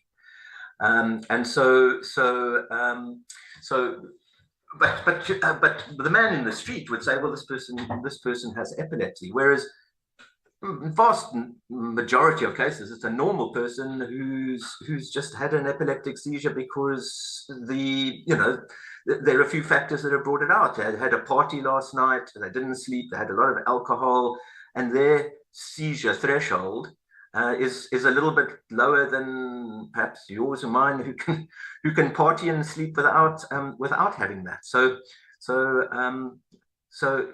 you look after yourself in pretty sensible ways, and when you know someone has had seizures, one or two, the way to think about it, unless there's an obvious cause, they had a bad stroke and because of the scarring they now have seizures, or they had a bad car accident and they have seizures. But they're in fact a normal person who is a little more prone to seizures than someone else. I mean, some of us are prone to migraine, others are prone to asthma attacks. So that's the way to look at it, and also to break down the idea that a few epileptic seizures represents a sinister diagnosis that makes you different from everyone else. And that is all that we have time for. Prof. Lawrence Tucker, past president of the Neurological Association of South Africa. So the burden of epilepsy, particularly severe in poorer regions where access to diagnosis and treatment remains limited. By improving awareness and accessibility to treatment, we can significantly improve the quality of life of those affected. I think that's the one takeout. The other takeout is that it's not a one-size-fits-all. There are different types and different triggers and different responses to treatment. And I think, that is empowering. The information shared by Prof. Tucker on this Wednesday morning. It is 3 minutes to 11 o'clock exactly. Natalie Malchus standing by with Eyewitness News at the top of the hour. In the last 24 hours, what's happened in your world? Judgment has been reserved in yet another court battle between housing activists to reclaim the city and the Western Cape government related to the Tafelberg school site in Sea Point. The housing movement initially hauled the provincial government to the High Court in 2017 for selling the land instead of using it for social housing. Ndifuna Ukwazi's Disha governor says the Western Cape government has failed to fulfill its obligation to redress spatial apartheid. People should be allowed to meaningfully participate in the decisions about land, and that equitable access to land and adequate housing is required to achieve the society envisioned by our constitution. 24 hours a day. Eyewitness News. In touch, in tune, and independent. A passenger jet at least, vanishes from the sky over the Ukraine, leaving the world asking one question. What really happened? And National Geographic's Murder in the Skies, Who Downed MH17, unravels a global mystery with twists and turns. But who or what caused this mid-air tragedy? Don't miss Murder in the Skies, Who Downed MH17. It's every Sunday at 9 p.m. only on National Geographic DSTV, Channel 181. Dear Journal, trying to be an adult, day 3218. I exercised phenomenal self-restraint today by not making a financially devastating purchase. Time to make a less financially devastating purchase. Just a little treat. Recently removed from the family payroll. Get covered at pineapple.co.za. It's like 570 Rand a month, so it's 100% the insurance for you. Underwritten by Old Mutual Alternative Risk Transfer Insurer Limited, a licensed non-life insurer and authorized FSP. Premiums are risk profile dependent. Welcome to Schmidhauser Group for all your construction, electrical and plumbing needs. Competitive rates, free quotes and technical expertise come as an inclusive service when using Schmidhauser. A family-run business since 1978, we pride ourselves offering top quality and service excellence. Call now on 021 4244 588, available 24/7. Schmidhauser Group, Swiss ingenuity, South African pride. The fringes are loud, the middle is drowned out. Are we as a society becoming emotionally desensitized to hatred, intolerance, and maybe even violence? We'll find out after the news at 11 o'clock with Natalie Marcus. Streaming countrywide on Prime Media Plus. On DSTV channel 885 and across the city on 567 AM.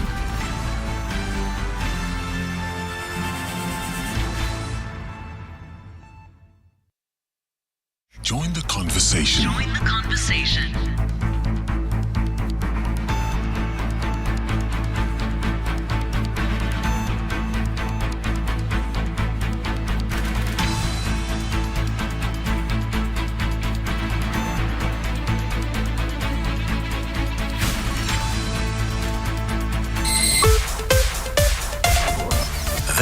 This is EWN.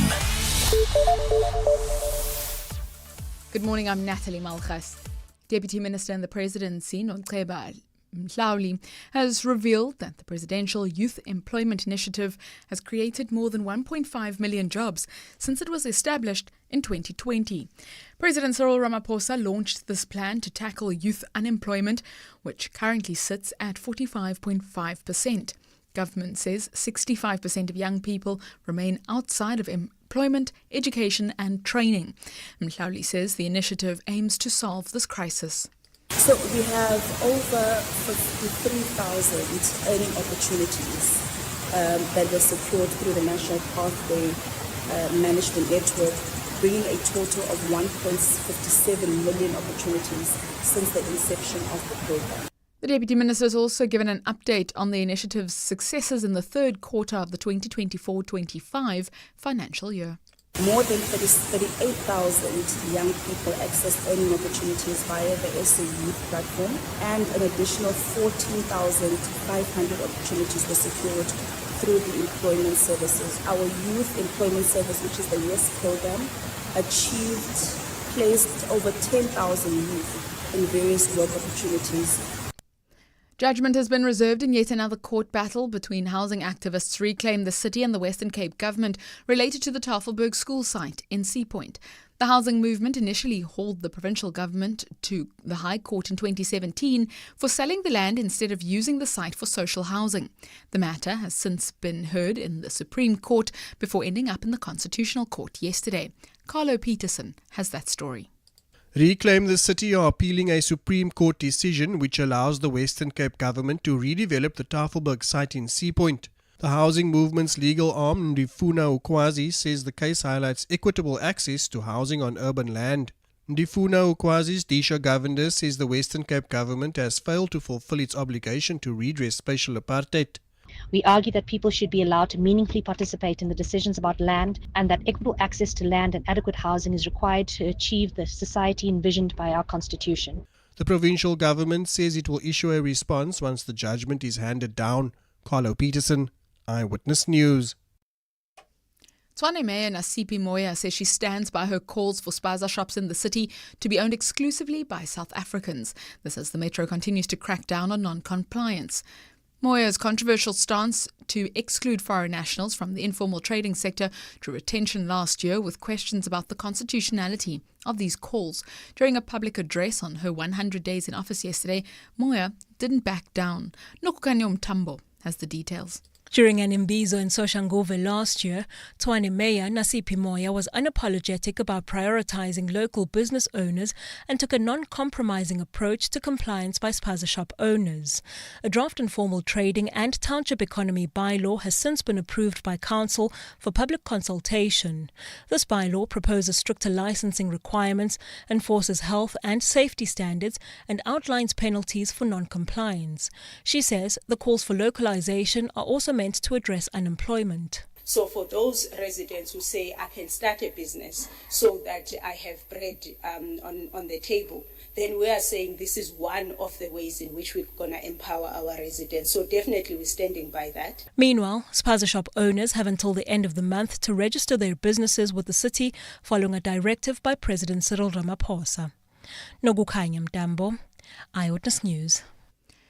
KwaZulu-Natal Police boss Nhlanhla Mkhwanazi is determined to tackle unethical police officers during a community imbizo looking at crime in Nanda yesterday. Some community members raised concerns about unethical cops. According to community members, some police officers are allegedly protecting criminals instead of victims of crime. Nhlanhla Mabaso has more. Residents from Inanda have complained about unethical police officers within the policing precinct. Some say they are now even scared to provide intelligence to police officers, as tip-offs are often reported back to suspects.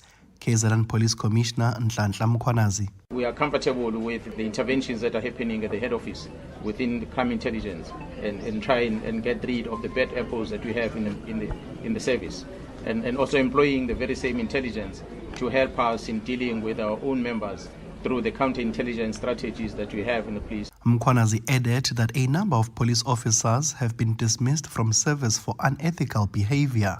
Nhlanhla Mabaso, Eyewitness News, Durban. And finally, Cape Town's popularity is contributing to high property rental prices. That's according to Professor Alan Davids of UCT's Financial Innovation Hub. The city has won several titles recently, all centered around the fact that it's one of the best cities in the world. He says this has seemingly led to an increase in rental costs. Cape Town, as I'm sure you know, really struggles with housing supply. We have a beautiful city with a beautiful mountain located in the middle of it, but that certainly limits the extent to which we're able to build property. And this isn't a new challenge that we face in the city. It's something that's sort of always been there. But what has started to create sort of an increased demand for property in Cape Town is Cape Town's outperformance relative to the rest of the country. He adds that capping rent prices can fix the issue now, but long-term solutions will be needed.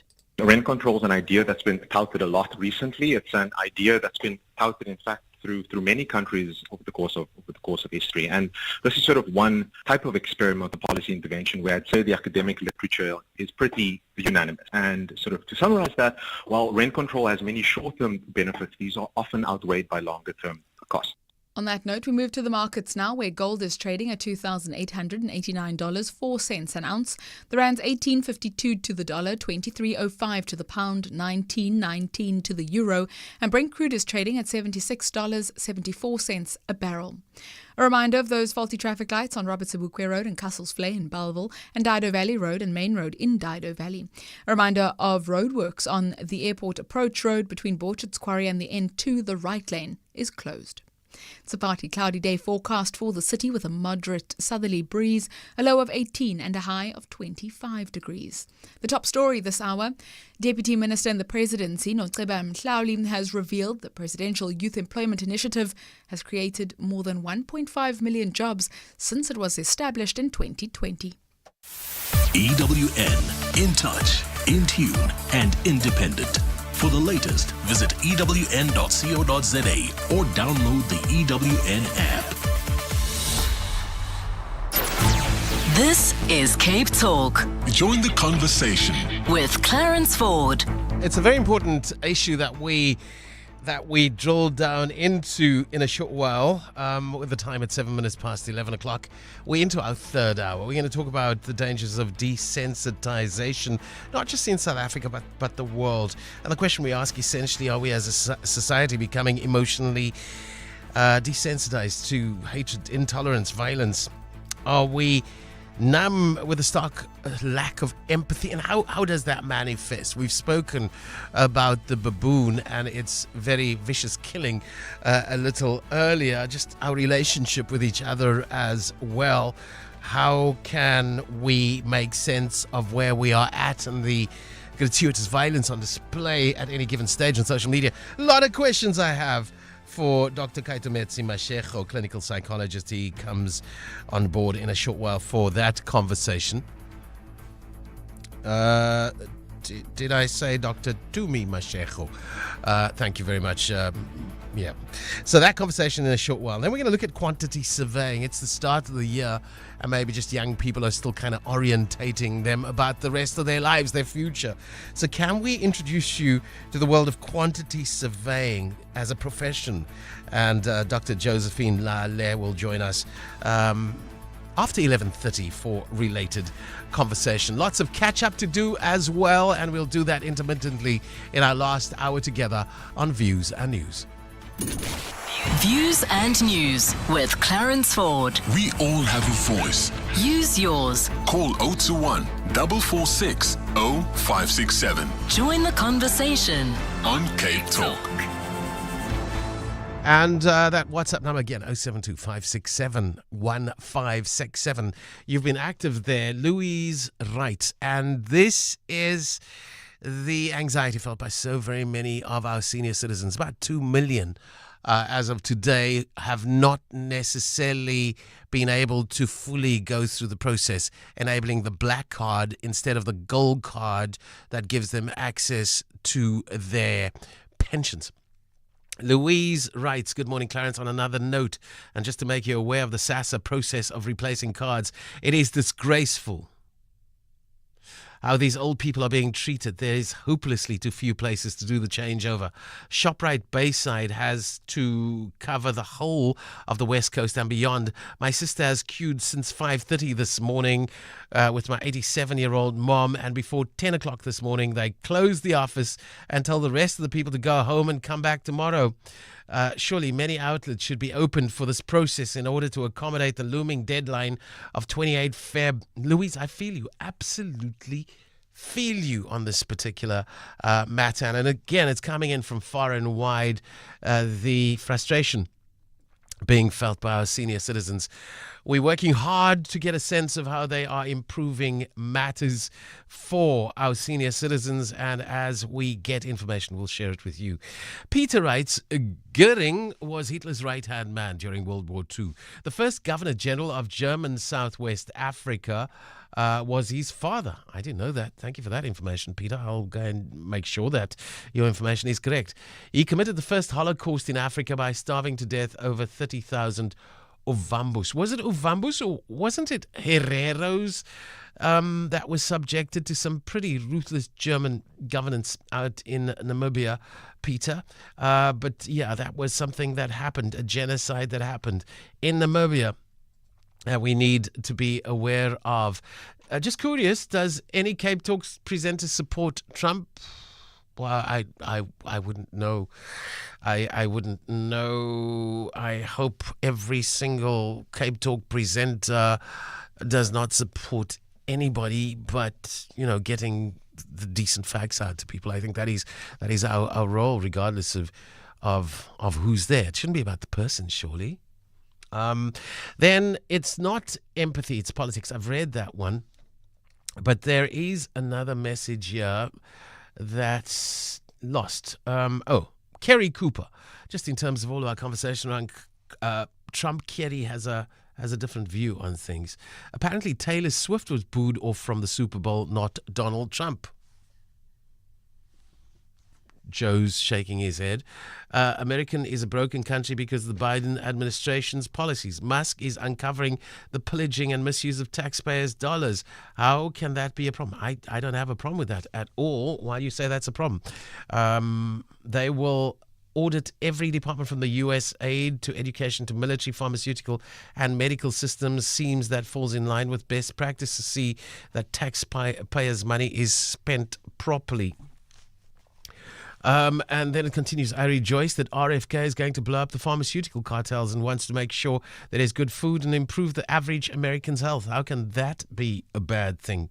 Trump is going to make a lot of mistakes, but if he fixes the rampant crime largely from illegal criminal immigrants, it will improve the life of American citizens. Stop the wars, then he will have something right, and he won't get any recognition from people blinded by anti-Trumpism. I don't like him, but I like Elon, I like RFK, I love Vivek and Tulsi, and I think we should all wait and see. A simple wording change of Land Expropriation Act will calm them down. Actually, it looks a lot like America's Land Expropriation Act without compensation. Maybe we should just duplicate it because it's essentially the same thing. Yeah, so just trying to air as many views as possible. I think that's the mission, ultimately, as we welcome Dr. Tumi Mashego. Good morning. It's great to have you back, Doc. Thank you for having me. A clinical psychologist with us, and we a little worried about desensitization in South Africa. Just gratuitous displays of violence all over social media, and it doesn't even come with a warning. Sometimes it pops up and just 1 second is too much. And then there's also a WhatsApp it's Carmen's voice note that I want Joe to play for you, Dr. Mashego. Let's take a listen to Carmen's voice note. You're going to... okay, let's take a listen, Joe. Hi, Clarence. You know, when it comes to children perpetrating violence, we need to understand the fundamental issues. Many of our children are exposed to the utmost abuse and the lack of love and value and respect. You know, I have many times heard how mothers speak to their children, young children, with the most abusive language. And if there's a lack of respect for that child, that is what they are exposed to. And they will take it out on, the people or animals who are less of a threat to them. So that is where bullying comes in. We need to understand that we need to do more for our children from a young age. What's happening to our kids is heartbreaking. And we as society are, in many cases, responsible for the monsters that they grow up to be. Okay, so that's I think the first response that we require from you, Dr. Tumi Mashego. Yeah. Do you want to comment on Carmen's voice note? Sadly, she speaks, the truth, because we are a wounded society. The people who are parents now are wounded, so they are, parenting from a place of pain and trauma, and it's not an excuse, of course, for what it is that's happening, but they're projecting that anger, whatever it is that they haven't processed, onto the children, and this is what the children see as the norm. So meaning we've normalized such abnormality, we've normalized such response. We've normalized that violence as a part of us and a part of society, which is quite sad because, it's almost like we're not even stopping to take a moment and reflect and do the work within. So we're not, this type of society. Yeah. So how do we respond? Carmen suggests that we respond with love. What does that mean? So I'm of view that everyone needs to have a Dr. Dumi, a clinical psychologist, right? And sit with whatever it is that you need to sit with. What people do not understand is that whatever has happened to you, even if it happened when you were 3, if you haven't sat and processed that pain or that trauma or, whatever it is that, happened to you or that made you angry, that there's a likelihood that you will project that, and what we see is just the 10% of the behavior, the actions and the reactions. But the subconscious is 90% of the mind, So meaning there is 90% of things that you are carrying, that you're constantly projecting, that you need to sit with, right? When I sit with prisoners, for example, then you ask them, and not to excuse their behavior, but to get in their head. When you ask them, why do you kill? They'll tell you, no, dog, when I was 4, this happened to me, so I'm angry. Meaning this adult, male or female, is carrying this anger that happened to them when they are young, and it has become their personality, and they're so far removed, so dissociated from their emotions that actually even I myself, the clinical psychologist, cannot treat them. That's the sad reality, because now it's what you call a personality disorder. It's they've chosen, they don't choose to heal from that, or they were never given the opportunity, so their prognosis is poor. So it's really quite dangerous when we sit with those things and we don't process them, but we will project them. We will see them in how you react, how you behave. And you're absolutely right. All of us need a Dr. Tumi, but the harsh reality is maybe all of us middle class people have a Dr. Tumi. We need to extend the kind of services that you represent to a broader populace, and we're not doing that very successfully. Very sad.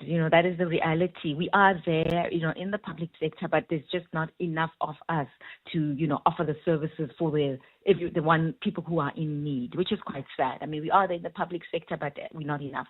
The population is really very huge for the number of clinicians that are out there. You spoke about a wounded society, and I often suggest just having been fortunate to walk the African continent and encounter very many nations and its peoples on that journey, that it was like a wall of fear. It was absolutely palpable when you cross the Limpopo back into this country, or a wall of anger. It's in the air, and it's about reconciling, I guess, a brutal past. How do we do that? How do we bring a nation to healing?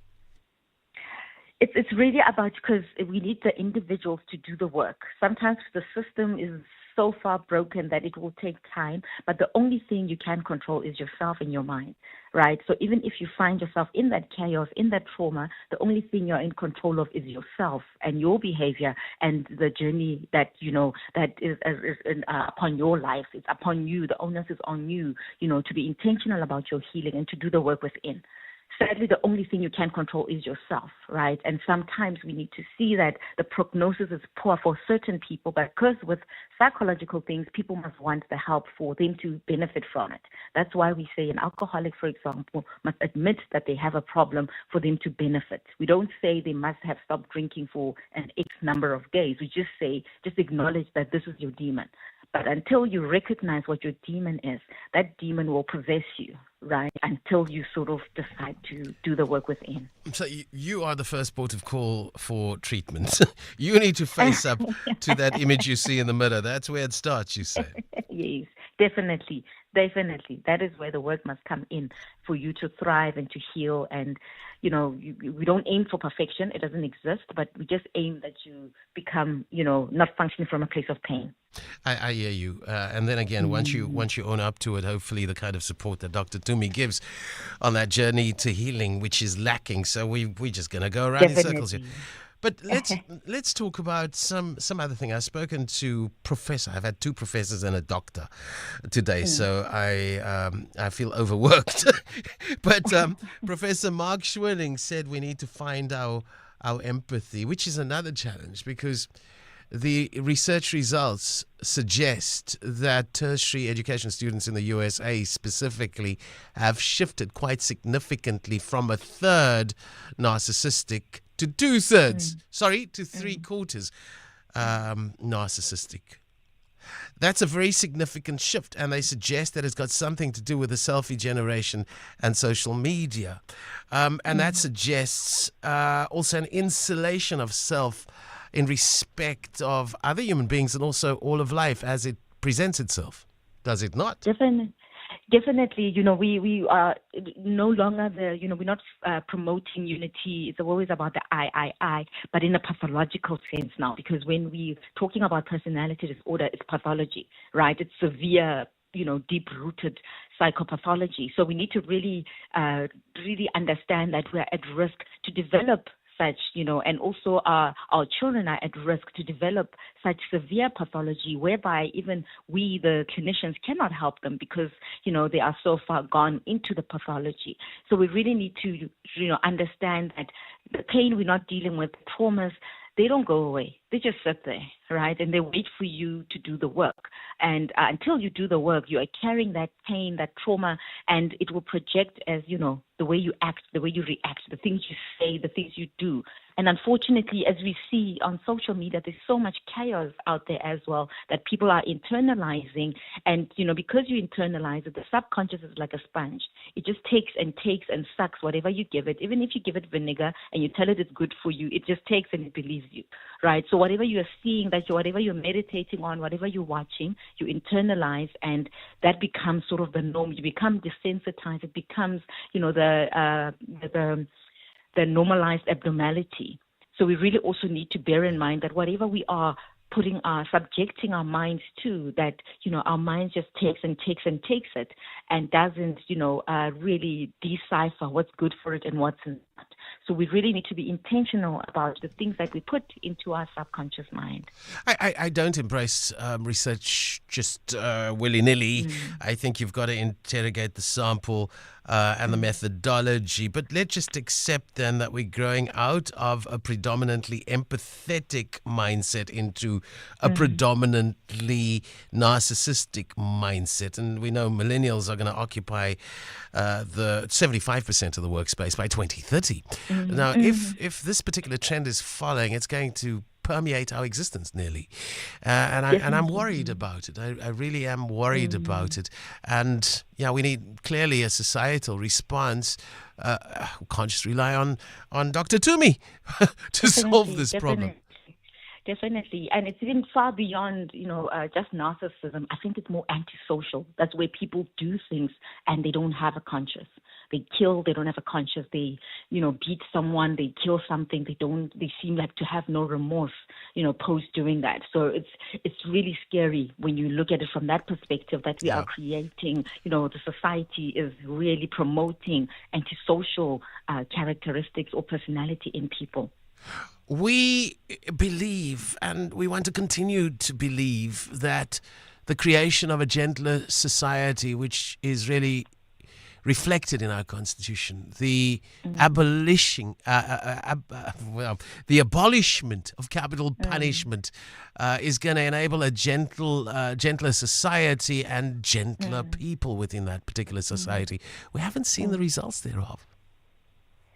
Sadly so. What's written on paper hasn't really manifested into reality. We've got such beautiful words written in that Constitution, but it's not the reality. We're not unified. We're not comfortable in our skins. Really, what happened in 1994 is that the pendulum swung the other way. Right, we came from traumas, and it's not to undermine the traumas that were there before, but there was no healing. There was no group session in 1994 to say, let's sit with this, let's now process this, let's process this trauma, let's find a way forward.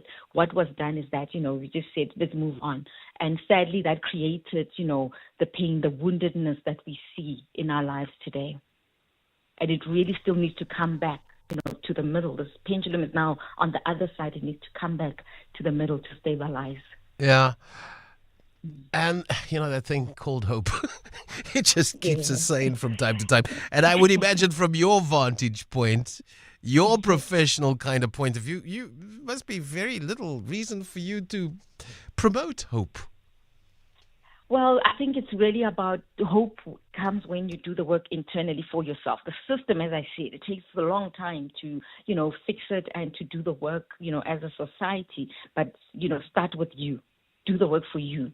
Make sure you are healthy. You are doing okay, right? In spite of the chaos. Make sure you are the eye in the storm. Nate writes, I understand child lashing out, but I'm struggling to grasp how a high school child doesn't know the difference between right and wrong. It also is reflective of where they come from. As I said, the subconscious is such a powerful thing, because if he's carrying trauma, if he's carrying whatever he's carrying, he will project it. Right, we will see it in how people behave, and that's what I was saying, that we are now just really creating monsters, in quote, in the next generation, because it's not just narcissism, it's antisocial behavior, meaning people who are killing with no remorse, killing, and they don't have a normal reaction to it. There's sympathy, right? It's people who are beating other people, cutting people. There is so much, violence out there that, can emanate from people who are antisocial, disordered. It's a long message that Andrew's written, but I want to read it. I think you won't be able to, we won't have time for you to answer it before news headlines, but if you don't mind and you have time, then maybe you can answer it after news headlines, or you can talk to what Andrew's, if you have the time, Dr. Mashego, will you be available still for a few more minutes? Okay, all right, after the news, okay. Okay, so I'm going to read it in the interim.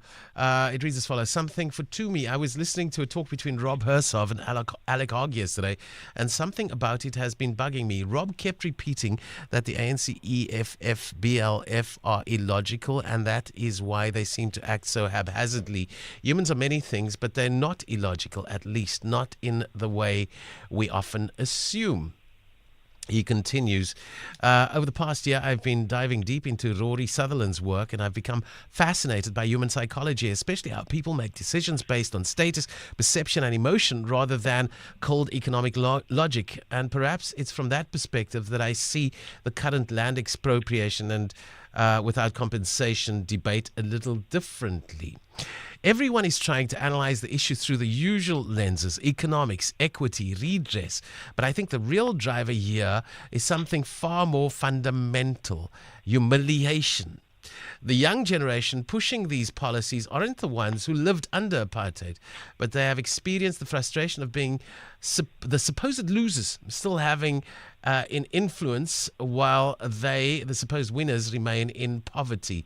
It's like winning a football match where the other team keeps their medals, victory in name but not in reality. From a purely economic standpoint, land reform should focus on productivity and growth, but that's missing the point. The issue isn't material, it's psychological. When people feel humiliated, they don't just want improvement, they want reversal. They don't just want land, they want a symbolic victory. That's why policies that don't make economic sense still persist, because they satisfy a deeper emotional need. There's a whole lot going on in that passage. So we'll give you a minute or two to maybe breathe on it, Dr. Mashego. Then we'll come back to you for a response. The time at 11:30 exactly. And Natalie Malcha standing by with Eyewitness News headlines. Thank you, Clarence. Good morning. At least 35 schools in the Western Cape were either broken into or vandalized during the summer school holidays. The department briefed the Portfolio Standing Committee on Education in the provincial legislature on its state of readiness for the 2025 school year. The committee heard that out of 475 schools which had security services on site over the December holidays, 21 of them reported incidents of burglaries or vandalism. A Limpopo man with a long history of violent crimes has been killed in a police shootout. The suspect was wanted in connection with 17 cases, including murder, carjacking, business robberies and the malicious damage to property. Police spokesperson Malasela Lewaba says after 3 years of searching for him, officers finally tracked him in a hideout in Shisego. During the operation, on arrival of the team at the identified address, members acted swiftly and the suspect came out from one of the rooms firing gunshots towards the police. They in turn retaliated and the suspect, aged 36, was fatally shot. The firearm and motor vehicle which were being used by the suspect were confiscated. And in international news, Elon Musk has denied leading a hostile takeover in the US government as he defended his cost-cutting plans. He made a surprise first appearance at the White House yesterday. The world's richest man took questions from reporters in the Oval Office as he stood next to President Donald Trump, who's tasked him with slashing the size and spending of the government. I mean, it's really astounding that the interest payments alone on the national debt exceed the Defense Department budget, which is shocking because we spend a lot of money on defense, and if that just keeps going, we're essentially going to bankrupt the country. We'll have more on these and other stories at noon or as it happens. EWN Traffic. A reminder of those faulty traffic lights on Robert Sobukwe Road and Castles-Flay Road in Bellville and Dido Valley and the main road in Dido Valley, and roadworks causing somewhat of a headache on Airport Approach between Borget's Quarry and the N2. The right lane is closed there. Natalie Malchas, Eyewitness News, Traffic. There's more EWN on air, online, and on the EWN app. Monday to Friday.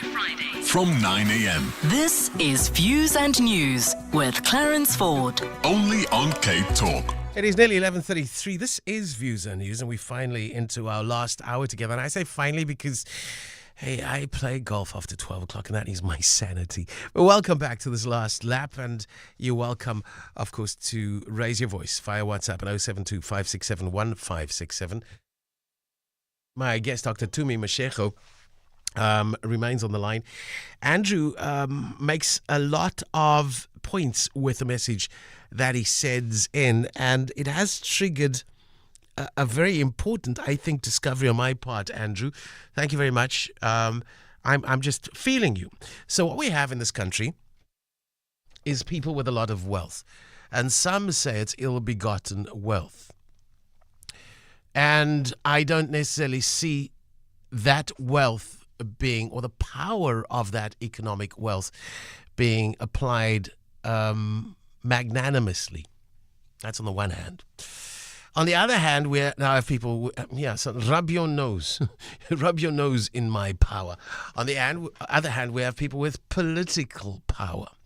And I don't necessarily see the people with political power using that power magnanimously. Like, rub your nose in my power.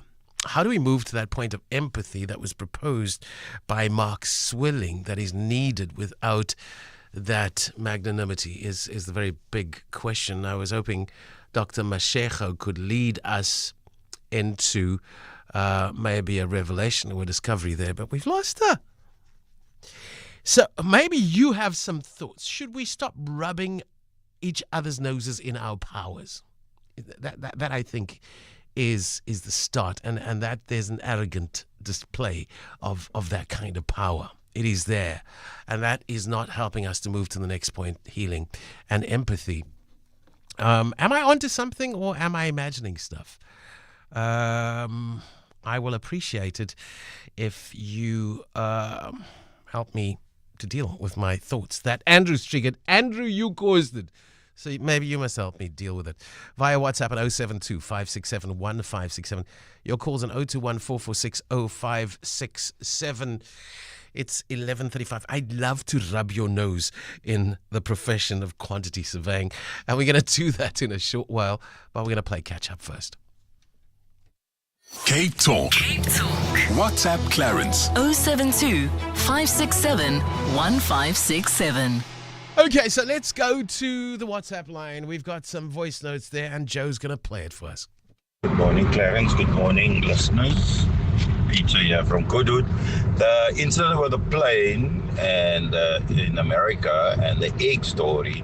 So that executive order idiot, he has been spewing these executive orders, and one of these executive orders is, at least, he has laid the blame at Department of Equity and I think Diversity, DEI, which is his reason for why air traffic controlling is up to no good. Basically saying because it's not, white people that's running the airways.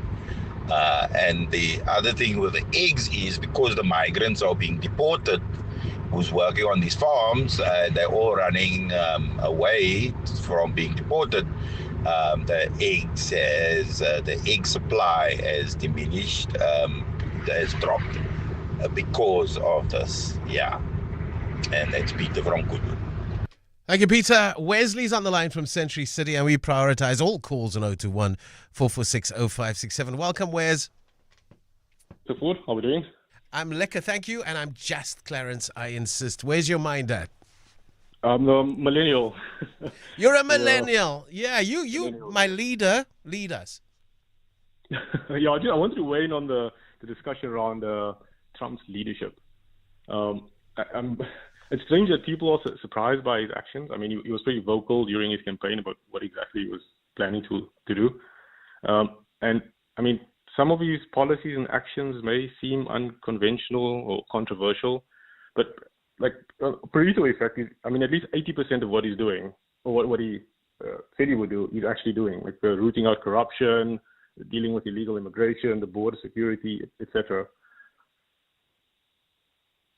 So, I mean, Trump is by no means a savory character. I think we're saying.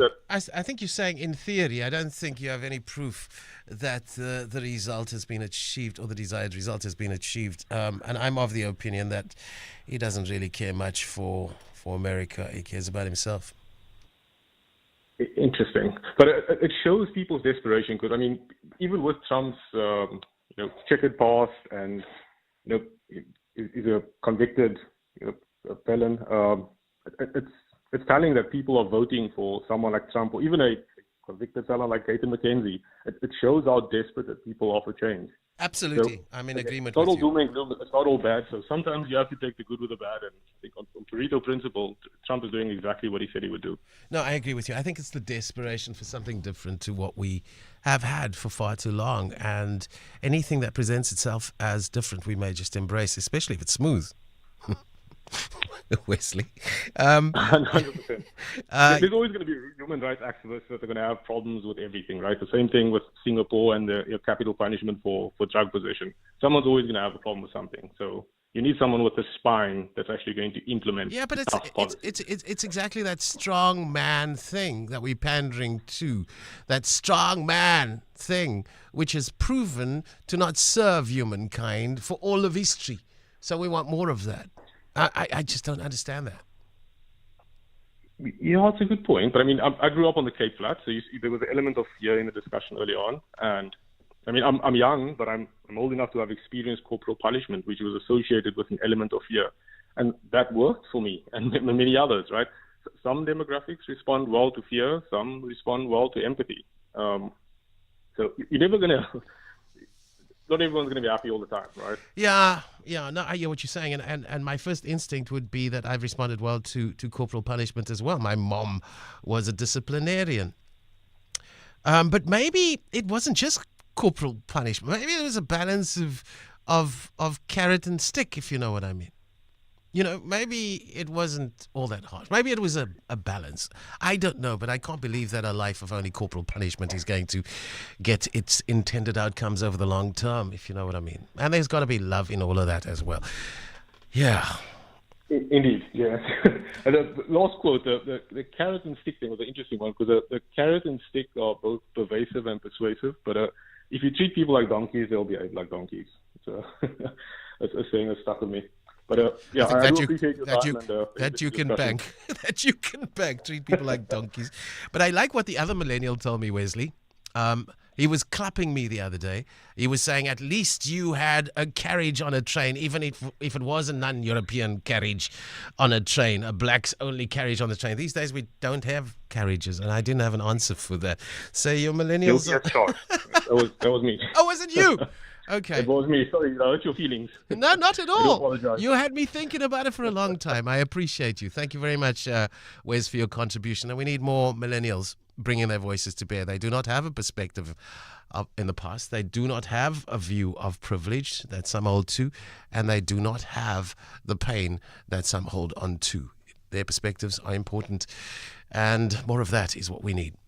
The Money Show. Weekday evenings at 6. How do we respond? What do we actually do? I don't think that Trump's mind can necessarily be changed by sustained rational argument based on facts. We seem to be, by negotiating with the United States, we're approaching a gunfight armed with a knife. We're coming with a boardroom approach and mechanic to a street fight. And we're not likely to win, one, because our tactics are inappropriate, and two, America can dispense with South Africa in an instant. Gulam Balam, chief economist. The Money Show. The Money Show. On CapeTalk. Join the conversation. The Money Show with Stephen Grootes is brought to you by ABSA CIB, proud sponsor of the African Mining Indaba 2025. Your story matters. ABSA is a registered FSP. It's February, the month of love. Why not show your older car some love with low-cost insurance designed for older cars? With Outsurance Essential, accident claims are paid in cash, so you can choose the panel beater you want to use. Add motor warranty, which covers you for mechanical or electrical breakdowns. Get saving with Outsurance Essential or for unfinanced cars older than 5 years and valued less than 130,000 rands. SMS car to 43872. That's car to 43872. Outsurance is a licensed insurer and FSP. T's and C's and information online. Experience more unbeatable deals this Big Deal Wednesday at Food Lovers Market. Buy 2 200-gram white button mushroom punnets for only 35 rand and get 1 packet of tomatoes absolutely free. And enjoy delicious gammon steaks at an incredible 79.99 per kilo. Now that's great value. Valid this Wednesday only at all Western Cape Food Lovers Market stores. It's in the experience. At Goldwagen, we know how important it is for your car to be reliable, which is why we source our parts from reputable manufacturers to ensure that our Goldwagen stores are stocked with a wide range of vehicle parts. And no, we don't only supply parts for Volkswagen. It's been like forever now. We supply parts for all major vehicle brands. Goldwagen. Keep on driving. Feel the luck this summer with Hollywood Bets. You could win a Toyota Starlet Cross or a share of 100,000 Rand when you bet 5 Rand or more on lucky numbers UK 49's evening or afternoon draws. Ready for your meeting with Lady Luck? Bet now. T's and C's apply. Hollywood Sportsbook is a licensed betting operator. Hollywood Bet supports responsible gambling. No persons under the age of 18 years are permitted to gamble. Winners know when to stop. South African Responsible Gambling Foundation toll-free counselling line 0800 006 008 or WhatsApp help to 076 675 0710. You want more bang for your buck and need to avoid the bad buys. Tune in to Consumer Talk today at 2 p.m. with award-winning consumer journalist Wendy Nola. Eagle Liner's motto is championing the passenger, but that was very far from the lived experience of a domestic worker who, despite having paid for 2 tickets from Beaufort West to Cape Town, was denied entry by the bus driver, saying that there were no seats for her and her son. To make matters worse, her employer's exhaustive efforts to engage with the bus company about that were in vain. So Consumer Talk took up the case. Consumer Talk. Every Wednesday at 2. Only on CapeTalk. Join the conversation. Streaming countrywide on Prime Media Plus. On DSTV channel 885 and across the city on 567 AM. Dr. Josephine Lale is a professional quantity surveyor. And she says it's a superb career for men and women who have the desire to involve themselves in the exciting world of construction and development. Dr. Lale, welcome. It's great to have you with us. I'm so happy that I'm speaking to a professional woman quantity surveyor. You're the first one that I've encountered thus far. Oh, wow. I'm honored, Ben. Why is that? Why are women underrepresented in this profession? I think it's a huge societal problem in terms of access to this type of profession. Number one, there are not enough women in the profession historically because these were professions that were male-dominated. So now when the space is opening, we don't see a lot of them. It's still a bit of a challenge to get up to where they need to be in terms of their professional registration.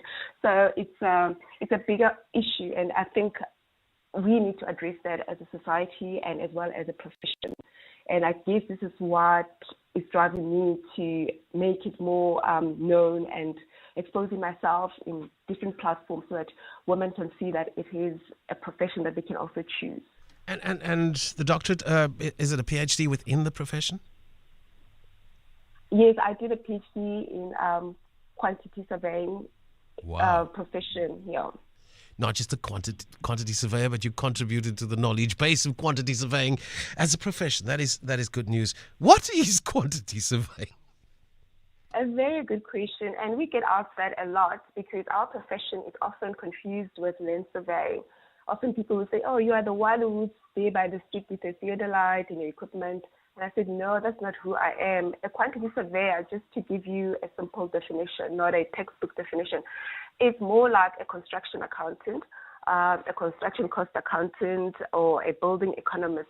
So we basically are able to advise on costs relating to construction projects, and in some instances, even engineering projects, because buildings are not the same. Buildings can be very complex. It's not one size fits all. So each building is unique. So that is why you need somebody like a quantity surveyor to be able to advise you in terms of cost, how much it will cost, and even in terms of the contract, which is the best method to go about building this. I believe there's multiple routes to becoming a professional quantity surveyor. Maybe you want to talk to us about those multiple routes, but also relevant subjects and considerations en route. A very good question as well. The relevant subjects for any learner should be maths, English, and physics. Those are the major ones. Some of the institution might also say if you have technical drawing, that could also be an advantage. And then once you have those subjects and you meet the minimum requirements in terms of the points to a university, I would advise you to go for an accredited institution because of there are institutions that are not accredited by the professional bodies. So you must go to an accredited institution, and then there you will study. It's usually a 3-4 year degree, and I say that because of you do your first degree in, let's say, quantity survey, and then you do your honors in quantity survey, and then once you finish, you have to work for about 3 years under a mentor who will guide you towards a professional registration, and then you will sit for what we call a APC assessment for professional competency test. And once you have meet the requirements, then you can be certified as a professional registered quantity surveyor. So the process is quite lengthy, but it is worth it at the end. I think Ernest has sent us a WhatsApp voice note, text note, and you're welcome, of course, to put your questions to Dr. Josephine Lale, professional quantity surveyor, via WhatsApp 072-567-1567. Better still, give us a call. Speak to her directly on 021-446-0567. It's 11:49. Ernest says, I always thought it was someone that calculates how much bricks and cement it is to be used in the building of a structure. That's exactly, Ernest, where my mind was at. So it's, the profession a little more illuminated in our minds, thanks to Dr. Lale. I would imagine then that post-qualification you go and work for a big construction firm, or what? You open up your practice as a professional quantity surveyor to people in the construction industry. Yes, there are many opportunities, to be honest, when you are a quantity surveyor, because you can apply your skills in different fields. You can be open, obviously, your private quantity surveying firm and consult, and then you can work for a construction company where you become a quantity surveyor within a construction company, or you can also work in property, say a property development company. You can also work in the engineering, the mining sector. You can work for power stations. We've got many quantity surveying working for power stations. You can also work for financial institutions like banks. You can also work for government, and I think this is where we need more of quantity surveyors, especially the professionally registered quantity surveyors, because of government is the biggest client in infrastructure, because of they have to invest in social infrastructure and economic infrastructure, and that they use lots of money in public funds, which require accountability. So that's where quantity surveyors are needed the most. They can also work as like me, as a researcher, as an education. They can also become advisors in legal advice to legal advisors to projects referred to in construction or engineering. Yeah, and also these opportunities coming up for computer programming or IT, because of, that we need certain software to help us to do our job better. And, so we rely on IT specialists to do that for us. So it could be wiser if QSs would do that themselves. I'm just wondering, maybe research is a good idea. Wouldn't you be threatened or feel threatened by AI? It sounds as if your role could be easily assumed by artificial intelligence. A very good question as well, and that I get a lot.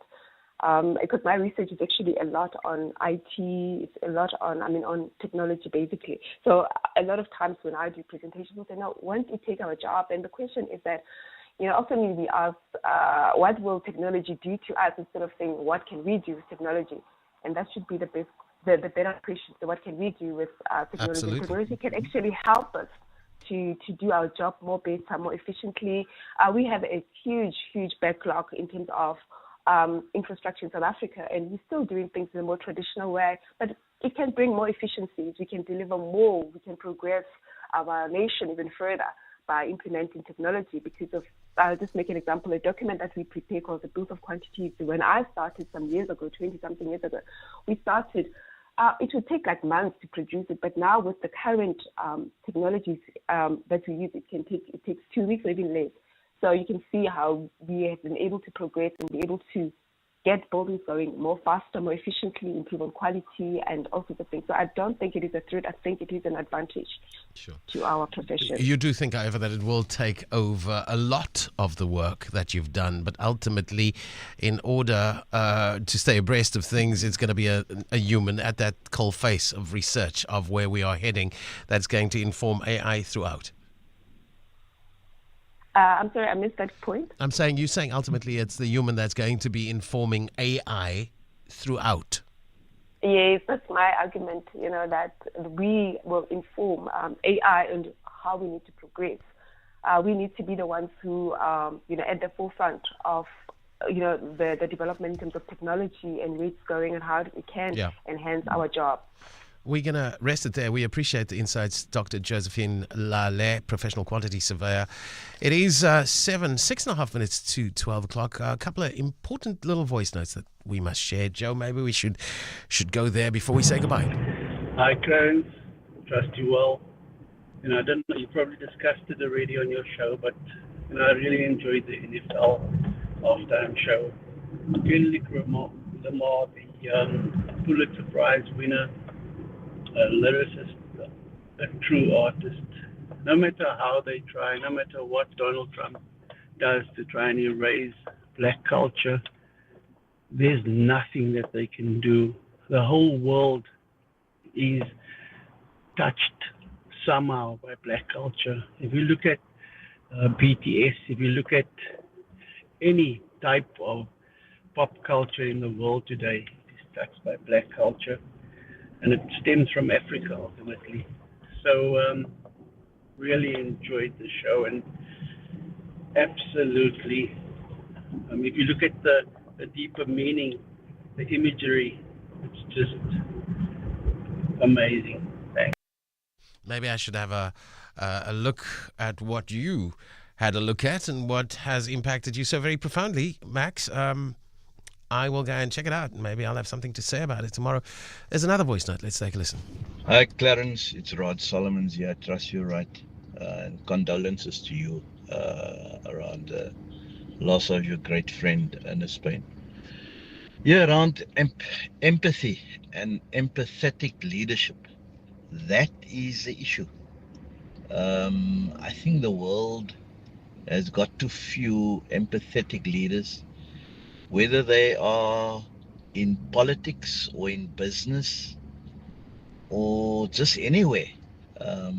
There's a lack of empathy for fellow men and women, and especially for those who are less well off than yourself. I think the challenge would be to, on a consistent basis, put pressure on our leaders to become much more empathetic and much more thoughtful in terms of what they say and what they do, and think about the impact of it for those less well off, and the impact to make our society a better place for everyone who live in it. Yeah. Thank you. All the best. There's been a lot of conversation today on important stuff. You don't have to rub my nose in your money. I don't want your money. You don't have to rub my nose in the fact that you have political power. I don't. And I've done well with political power denied to me in the past. All I want is the kind of freedoms that I enjoy to create my own value. Yeah, but I think there's a lot of that. We're standing off on something fundamentally. Maybe it's not as complex as we make it out to be, and I don't think empathy is going to come through magically.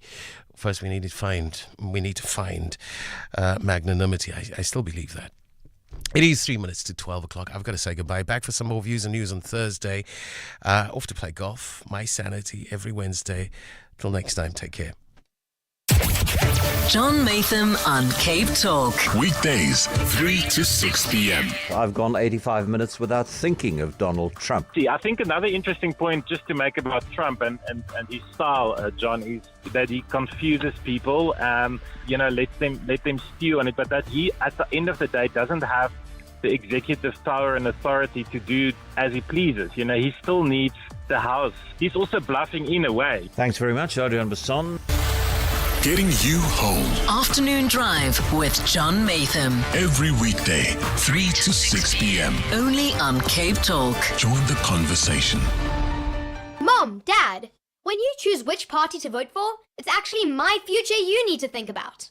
And if you ask me, my vote goes to Mantelli's. Because when I'm at school, learning how to fix your world and your problems, Nothing keeps me going more than a lunchbox full of Mantelli's delicious biscuits. Mantelli's, the individually wrapped lunchbox heroes. Biscuits and rusks for children with impeccable taste. And don't tell me you can't find them, because Mantelli's is available online from Takealot. The Checkers Extra Savings Extravaganza is back with new deals every week. Like Coca-Cola Original Tasteless Sugar Cold Drink 1.5 litres, 2 for 35 Rand. Save 20%. And Farmer's Choice Fresh 16-piece Chicken Bri Pack for 59.99 per kilo. Valid until 16 February only at Checkers and Checkers Hyper, or shop on 6060.